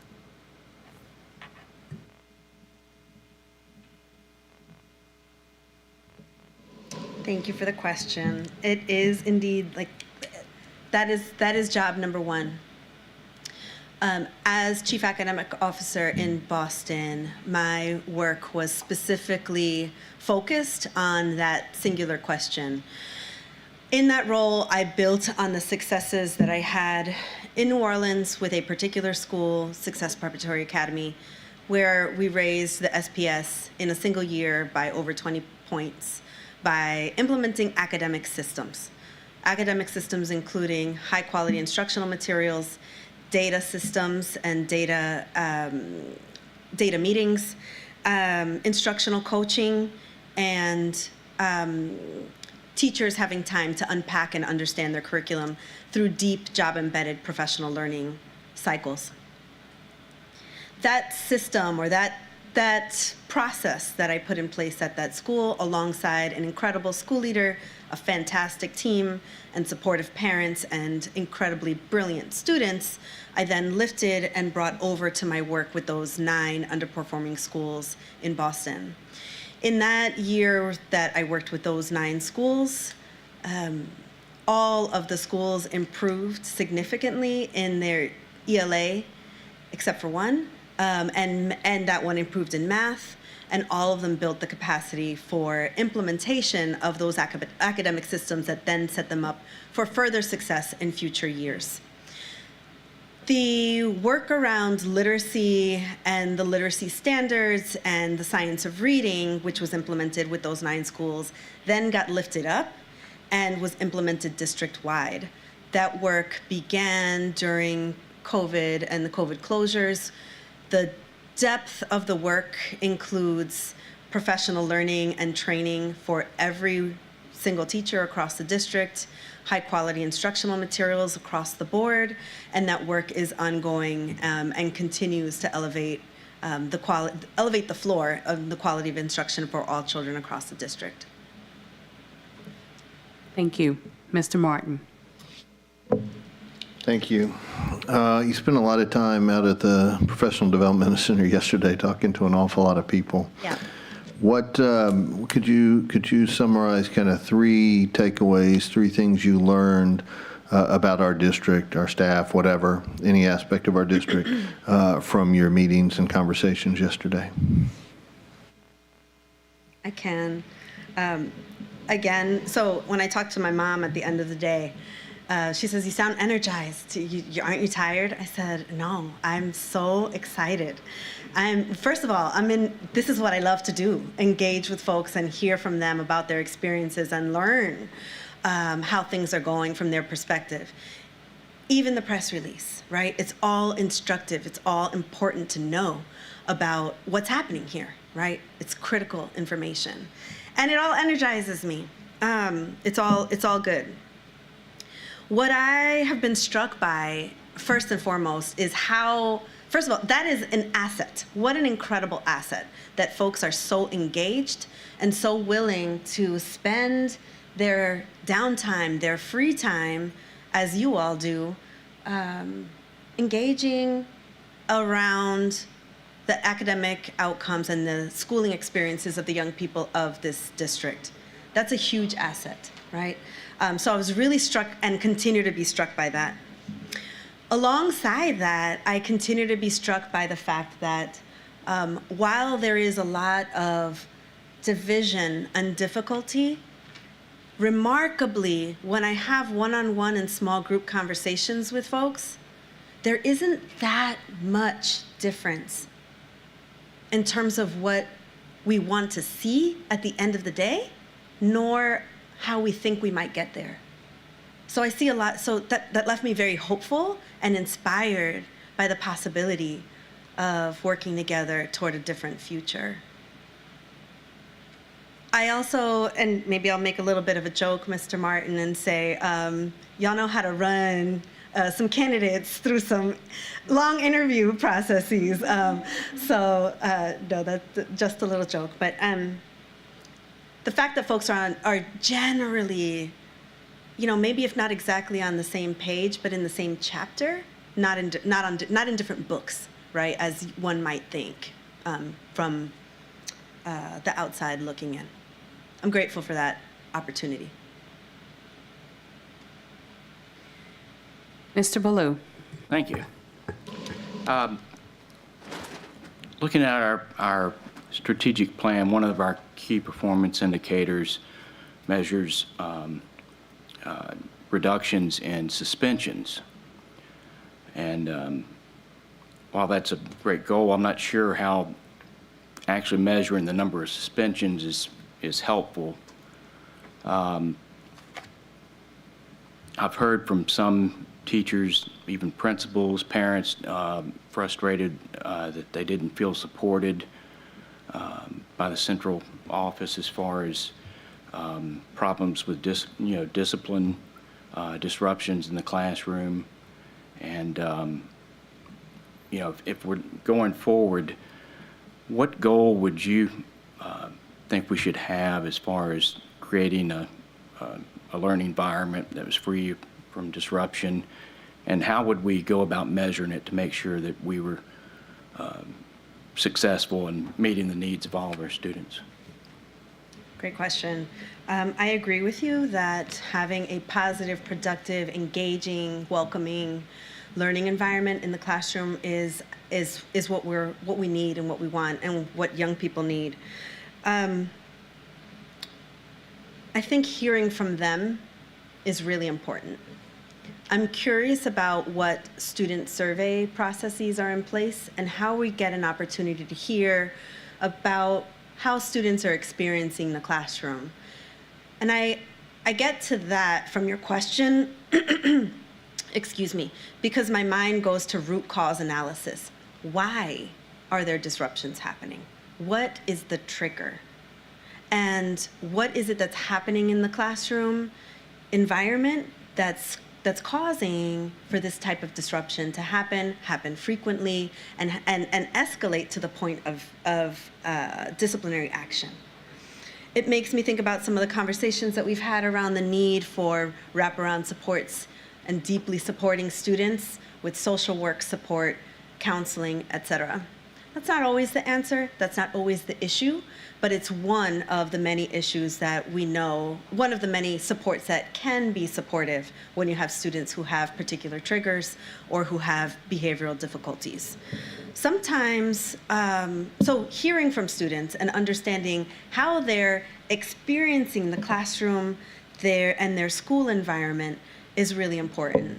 We can start to do a root cause analysis and start to more strategically address each of those areas. Now, I'd say that level of the district's role and the superintendent's role is to make sure we have systems in place to gather those data, that we incorporate them in working with the data and accountability team, that alongside other types of data like interim assessment data, that school leaders, guidance counselors, assistant principals, and teachers have student experience data alongside that, and they can triangulate attendance, student achievement, and student engagement as well. And I think we'll learn a lot about how to start to address why students are having lots of disruptions down to the student level, and identify them, use the MTSS systems, again, that are already in place to provide them the positive supports that they need in order to positively, productively engage.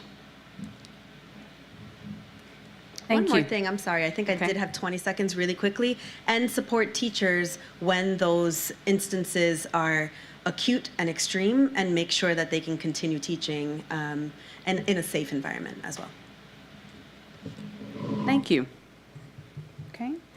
Another question in representation of Mr. Lewis.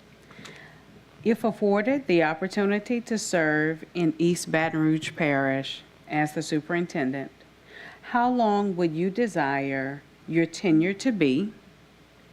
And what would you hope your standing legacy to be once your tenure in our system expires? So how long would you want to serve if you had your full desire? And then what would be the legacy that you would leave? Or what would be the headline after you leave us? What a great question. Thank you, Mr. Lewis, in absentia. So I'm going to start with legacy first and say that at the end of my tenure, I would want to know that we've improved academic outcomes, we've built efficiencies across the system, and we've cultivated trust with the community through strong engagement processes. Academic outcomes would include, and then we can go into all of the nitty-gritty. Again, that citywide dashboard of KPIs, we have more children that are ready for kindergarten because we've deeply engaged with the early childhood community, the private early childhood community, and created more seats in our pre-K 3s and 4s. So more children are kindergarten ready. More children are reading at grade level at grade 3. More children are mathematically ready in 8th grade and are ready for college and career by 10th grade and ready to walk out with a credential in hand, ready for college, or ready for the military, and have multiple doors that all can serve them because they've been fully prepared by the system. That's what I would like to see, and I think that's possible working together. How long would I desire my tenure to be, especially after this process? I think I never want to apply for another job again. That said, I think it's important to be in a place for as long as you are needed and for as long as you are wanted to be there. So my desire would be to work collaboratively, positively with the board and with the community to continue to do the good work and continue to be invited to serve and to lead. Realistically, an urban superintendent's tenure is somewhere between 2.7 and 3.2 years. I'd want to blow that out of the water at least, maybe double it if it's possible. I think that's ambitious given what the data currently look like and what the most recent history looks like in EBR. Thank you. Mr. Rust. Thank you. The state of Louisiana once again just changed its accountability standards. How will those changes impact the EBR school system? And please explain how you would address those changes. Thank you. So a few things just recently changed, including teacher performance accountability systems, right? I need to spend some more time. I would need to spend some deep time with the team kind of doing the analysis of what needs to change in order to systemically, right? What do we need to be doing differently? My sense is that a lot of the practices that are already in place in our highest performing schools and classrooms mirror that which the new standards call for. And they may not be systematized yet. They're sort of common practice or best practice or informally happening. Even talked about that with some of the school leaders that I met this morning. Sort of informal good habits, but it now has to be pushed into a system for transparency and accountability's sake, which I'm all for. It will be a change management process, right? In some places, it'll be a new system implementation process. So taking a differentiated school leader by school leader approach with executive directors to understand first what's in place, what needs to be enhanced, or what needs to be fully implemented in particular places will be important. So we don't change the goal, but we change the approach to get there with each of the school leaders in mind based on what they currently have in place. My understanding is that our high schools are likely going to have to make the largest shifts. And I think I'll need to dig in to understand how we best support our high school leaders to ensure that they have everything in place to ensure that students can still be receiving the kinds of remediation that they need, credit recovery programs, and acceleration so that by 10th grade they're able to meet the mark.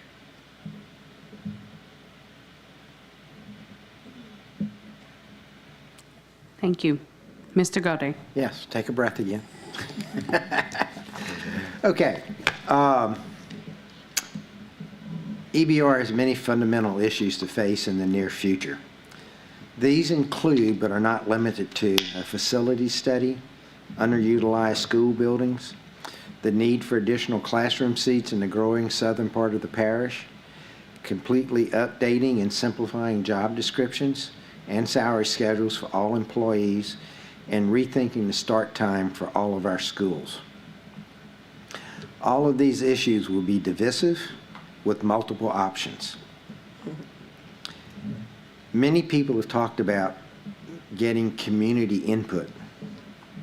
However, there is no one community, but rather a very broad and diverse set of communities, each with their different history and their different ideas. Options to these issues will not please everyone in those communities and on the board. How would you try to move these items forward without falling into the historical EBR trap of doing nothing in order to avoid conflict? Thank you for the very, very real question. I appreciate it. I've been thinking a lot about that question in considering my readiness for this position and whether I should continue to walk forward, which is what my prayer for guidance has been about. Indeed, lots of communities at the school level, at the neighborhood level, at the racial and ethnic and linguistic level, and all of those communities deserve to be engaged appropriately and to provide their input on various pieces.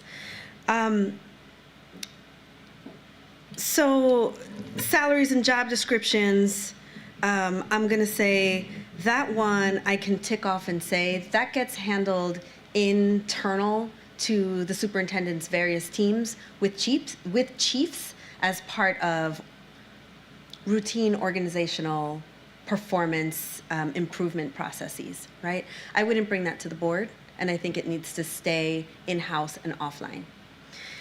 But yes, difficult, but certainly not as difficult, but in-house, and I think led by chiefs with my oversight and supervision. Underutilization of buildings and the need for additional seats in the South and how to consolidate. I think what we need to do is, I think what I see my role as leader of the school district is to create a very clear action plan with timelines and milestones associated with it. That we bring data to the table, including the data that we have heard from communities. And working with experts, I would provide you all with a set of options. Option A, B, and C for a set of, that would solve for the underutilization and the increased need in seats in particular parts of the city for your consideration, and then also for the community's consideration. And we take all of that, we'll bring it to the community first for their input, potentially in multiple rounds, and then for final vote from this body, of course. I think committing to a set of actions up front at the beginning of my tenure, or potentially even as part of a contractual agreement, would allow me to and hold my feet to the fire on getting the work done and getting that work done collaboratively with the board. Thank you. Ms. Soule. Ms. Zayas, how do you see your first 100 days spent? It's a great question. Thank you.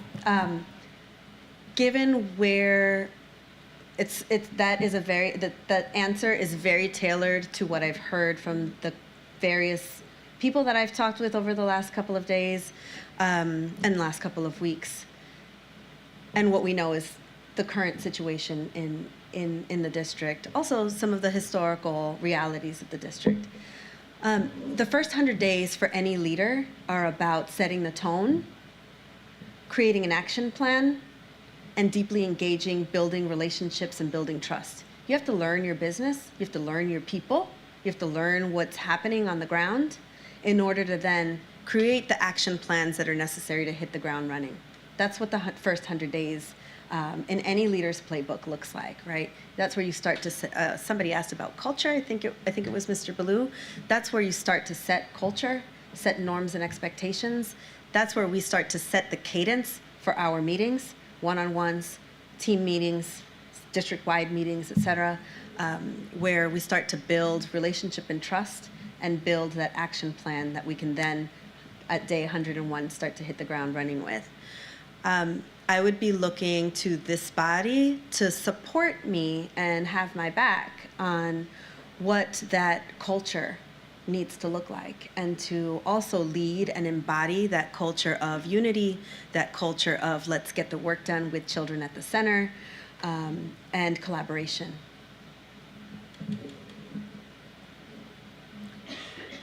Thank you. Okay, so we've been through 2 rounds of questioning. Is there anything that you would like to share with us, Ms. Zayas? And then if anyone has any other questions on the board, we will entertain those questions as well. But do you have anything else that you would like to share with us?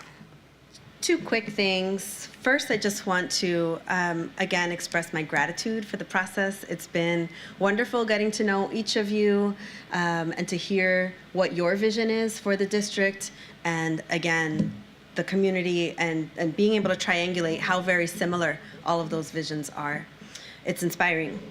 I just want to sort of lay out what I see the priorities as. Academic outcomes, number 1. Number 2, building efficiencies. How do we make sure that our business processes are as efficient as they possibly can be in central office, and the way that they impact what happens all the way down to the classroom? Inside of academic outcomes, really deeply focusing on literacy outcomes across the board. And finally, community engagement, making sure that we have smart processes that are efficient but robust, so that folks can have their voices heard and have that appropriate input into the processes, the difficult choices that lie ahead, as Mr. Godet said. So I really just wanted to take a moment to lay out the priorities as I see them, and to thank you again. Thank you so much. Anyone with any additional questions? Mr. Godet. Yes, thank you. I'm going to throw you in the briar patch now. Okay, let's go. You brought the subject up, which triggered a question in my mind. For years, this district was organized around a grade level supervisory structure, where the directors of the principals reported to directors that were put together by grade level. 3 years ago, that was switched to a regional system, like you talked about, where someone had a geographical region with elementary, middle, and high in that region. When we went to the interim superintendent, the very first real official action that he did was to rip that out and go back to the grade level situation. I don't know, have a clue. I'm not an educational expert to know one from the other, and I know with good people, either one could work. But what do you view as the pros and the cons of the regional structure, and the pros and the cons of the grade level structure? The biggest pro in having the single point of contact for a particular region is efficiency and single point of communication. I think there will be a lot of change happening.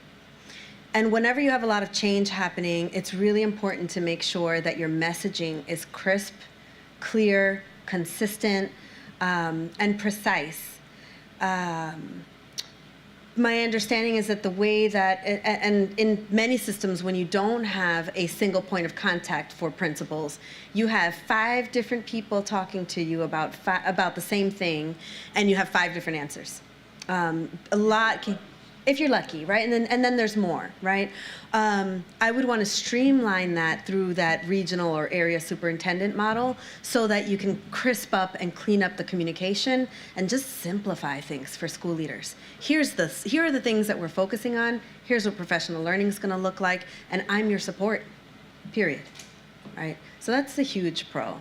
The con is that you lose some of that grade level specific depth of experience. So high school people, or people who've been deeply working in high schools their entire careers, working with the babies, they may feel a little bit out of their depth. But on that, we work cross collaboratively. You can work with your colleagues. You can bring somebody to walk with you, right? And you have full teams of people in academics who have that expertise that you should be bringing with you to walk those classrooms with you. So net, I think that the regional model makes more sense, especially given the change that is underway here. Thank you. Any further questions from the board at this time? Okay, Mr. Russ? I can't remember where it was. It was either in an interview or something you provided to us as part of this process. You talked about an incident with a student when you were a teacher, and I really appreciated you sharing that and being vulnerable about that, because we all know that in education we're taking care of a lot of kids. Yes. Things happen all the time. Kids are unpredictable. They'll run out of the building and just disappear, you know. Yes. Would you please share with me, separate from this one incident you've shared, a crisis that you have experienced in a high-level role, and how you went about resolving that? Sure.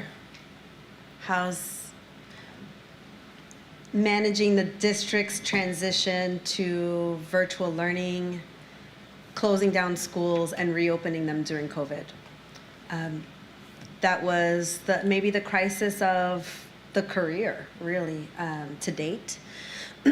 Global pandemic, public health crisis, schools are closed or closing, and we're preparing for that. The way that I approached that first, which was the way that I approach many problems, is to bring that close team of 6 to 8 people into my office. We didn't know yet about 6 feet of distancing, so we all huddled into my office and got a whiteboard out and just started brainstorming what are all of the things that we could potentially do to solve for the fact that we won't be in person for 2, 3, 4 weeks, we thought maybe 2 months. It ended up being closer to 24 months in Boston. But in that time, we just punched out no bad ideas. Let's just get all of the ideas on the table. Some of those became part of the roadmap for success during the coming days and weeks. We were a team that met on a weekly basis with one-on-ones weekly as well, knowing that we wouldn't be in the same place and that there was so much happening so very quickly, and that we needed to turn the entire learning curriculum and instruction process into a virtual one. We needed to be moving much more quickly than that, so we met every day. At about 7 a.m., we all got on Zoom. We had very frequent one-on-ones. I saw my role as both sort of directing and managing, keeping us at the very highest level on track with the deliverables that we were responsible for, like ensuring that we had clear directives out to principals about what online learning needed to look like, but also taking care of my team because we were in the middle of a crisis. Families were now at home, children were at home, making sure that I was asking about their individual well-being, creating space for folks to talk about the difficulty that they were individually and as individual families experiencing, while holding us to a very high standard. Continuing to be creative. We created opportunities for teachers to send in their lessons and put them on public television for our earliest learners. So a lot of innovation came out of that time. We created websites that became multilingual, multicultural resources that teachers across the country accessed. It was an incredibly productive time because we supported each other, gave each other the grace when we needed it, but just kept really, really consistent and disciplined about the work that needed to get done. Ask a follow-up. So from that experience, in your hindsight, what is one thing that you did through that crisis that you would do differently now? Good question. There was an opportunity on the table for, is it okay to keep going?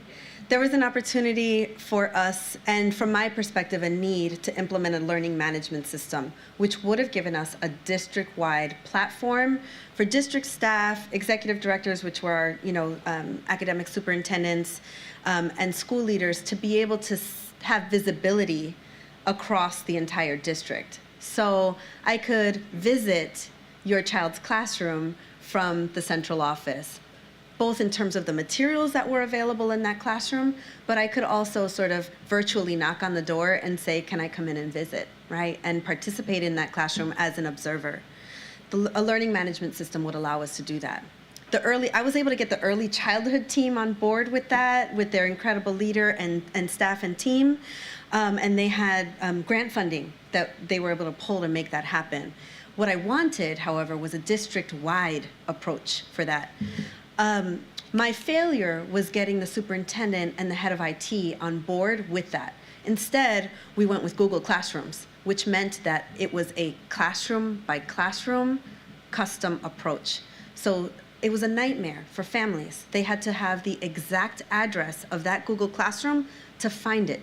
As a supervisor of supervisors, I couldn't find any of the classrooms. There were ridiculous Google spreadsheets that had, let's say, McKinley High School and the numbers of the classrooms with all of the subject areas, and then the Google Classroom, and then the Zoom link associated with it. It was impossible. It was nearly impossible for families to navigate. I think that what I should have, in hindsight, what I would have done is made a stronger case. Something in my case was missing for why that was so important.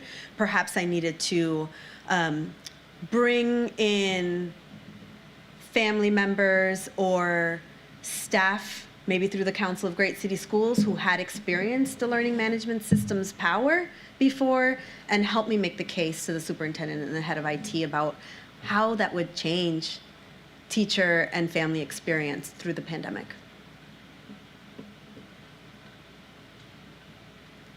Yes, Mr. Guthrie. Thank you. I'll give you another Briar Patch question. When I first got on the board in 2017, I think one of the very first things that struck me was that everyone from the superintendent down many, many levels were all homegrown EBR. Now, that's not to say that these weren't great people. They worked very hard, but they were homegrown EBR, and they were given little encouragement and little opportunity to look beyond what was happening in EBR. And when they did, in my view, and I may be wrong, their look was to Ascension Parish and Livingston Parish, not to Boston, not to Birmingham, not to Mobile, and those kinds of things like the Council of Great City Schools has allowed us to do. And so so there is, I hate to use the term, but it's almost like a gene pool. How do you, because I heard so many times that's not the EBR way. That's not the way we do it here in EBR. Well, we've been at 30 years at this, and we're a below average system in a below average state. So how you've been doing it for 30 years obviously isn't working. We need to do something different. So how do we encourage and support the people that we have from within EBR to reach out and learn and get other experiences from other areas to be able to bring those best practices back to us? And also, how do we infuse in selected spots people from outside to refresh the ideas and things and to look at things with fresh eyes? Because, a lot of times just coming in with fresh eyes, things that are obvious to someone looking at it for the first time, if you've seen it every day for the last 10 years, you don't even notice it anymore. But someone coming in with fresh eyes sees it immediately. So how do you work that through the system to try to balance that, to keep our innovative edge within here and not fall back into this is the way we do it in EBR? I don't ask easy ones. What did you say? I said, I don't ask easy ones. No, I love this question. I'm just thinking about this. So there's so many pieces to it. I'm just thinking about how to. So first, I think that having lots of homegrown team members is an incredible asset, right? So I just want to. I heard you say that as well, but I want to affirm that and make sure that that I agree with that. I think it's an incredible asset to have. building up and growing indigenous leadership in a community is amazing. There are fresh eyes here. So it's important to also think about how you cluster cohorts of folks to visit each other's schools. I bet teachers and school leaders would love some release time to be able to see each other's buildings. They can be each other's fresh eyes, one. Number two, small professional development budgets. Go out to a conference, go out to another parish, see what they're doing over there. And with area superintendents, that can be organized and arranged. In terms of the way, I think that it's going to take leadership to build the habit and the culture of being able to face the brutal facts. It ain't working, right? If it's not working, we need to be able to look at it and then start to chart a path toward a different way based on what we know works. Because now we have some more examples of what it might look like. We also have leadership that's starting to chart a path around what works. And when you have the brutal facts in one hand and a hopeful way forward, you can start to make some changes, and the way, or what we consider the way, starts to shift. Yep. Oh. You're welcome. Thank you. Any further questions from the board at this time? All right, well, I don't have any questions, but I want to say thank you so much. All of these are the notes from your interview, and there's some more. So, but still, thank you so much. Dr. Slaughter, at this time, if you will come forward, please. This does conclude the questioning process of the board interviews. Of course, we mentioned before that our candidates spent the day with the community yesterday, so the community had the opportunity to meet, greet, and talk all day long. And so with that in mind, Dr. Slaughter, if you will close us out. Yes, I'll be happy to. Yes, they met day and actually into the evening. We're very pleased that we had such a great response from the community, from folks that you recommended to be part of the process, and from parents and staff members and members of the public who came out. We had almost 60 people serve as panelists. In the parents panel in the evening, we had quite a number of people from the general public and community leaders who came back for that. So I think that they not only had a great chance to see both candidates, I think it was a great opportunity for our candidates to see what was really going on in our system. We did take the candidates through some schools today and had them have lunch with some of our principals and staff members. And I think that some of your questions, particularly ones about policy and that sort of thing, were really informed. The answers were informed by the time that the candidates spent. I think that they will all sleep well tonight, and probably we will all too. So I think it's been a very robust process. It started with videos of all of the candidates, and then videos and narratives answered by semifinalists. I think we have very good pictures and understanding of the candidates that came forward. At this point, we did not put on the agenda an executive session. Our recommendation is that that should come on Thursday. And so I think that you'll see the published agenda with that there. Give you some time to collect your thoughts, think about things, and maybe talk with some of our folks in the district who've made themselves part of the process. We are happy to answer any questions or to find any additional information that you may want in the meantime between now and Thursday when you make your decisions. But I think this concludes our work for this evening. Thank you so much. So with that in mind, you all please don't forget that we do have a special meeting on Thursday, July 11th at 5 p.m., which will conclude with, which will finalize this process and allow us to make our superintendent selection at that time, immediately followed by our committee of the whole.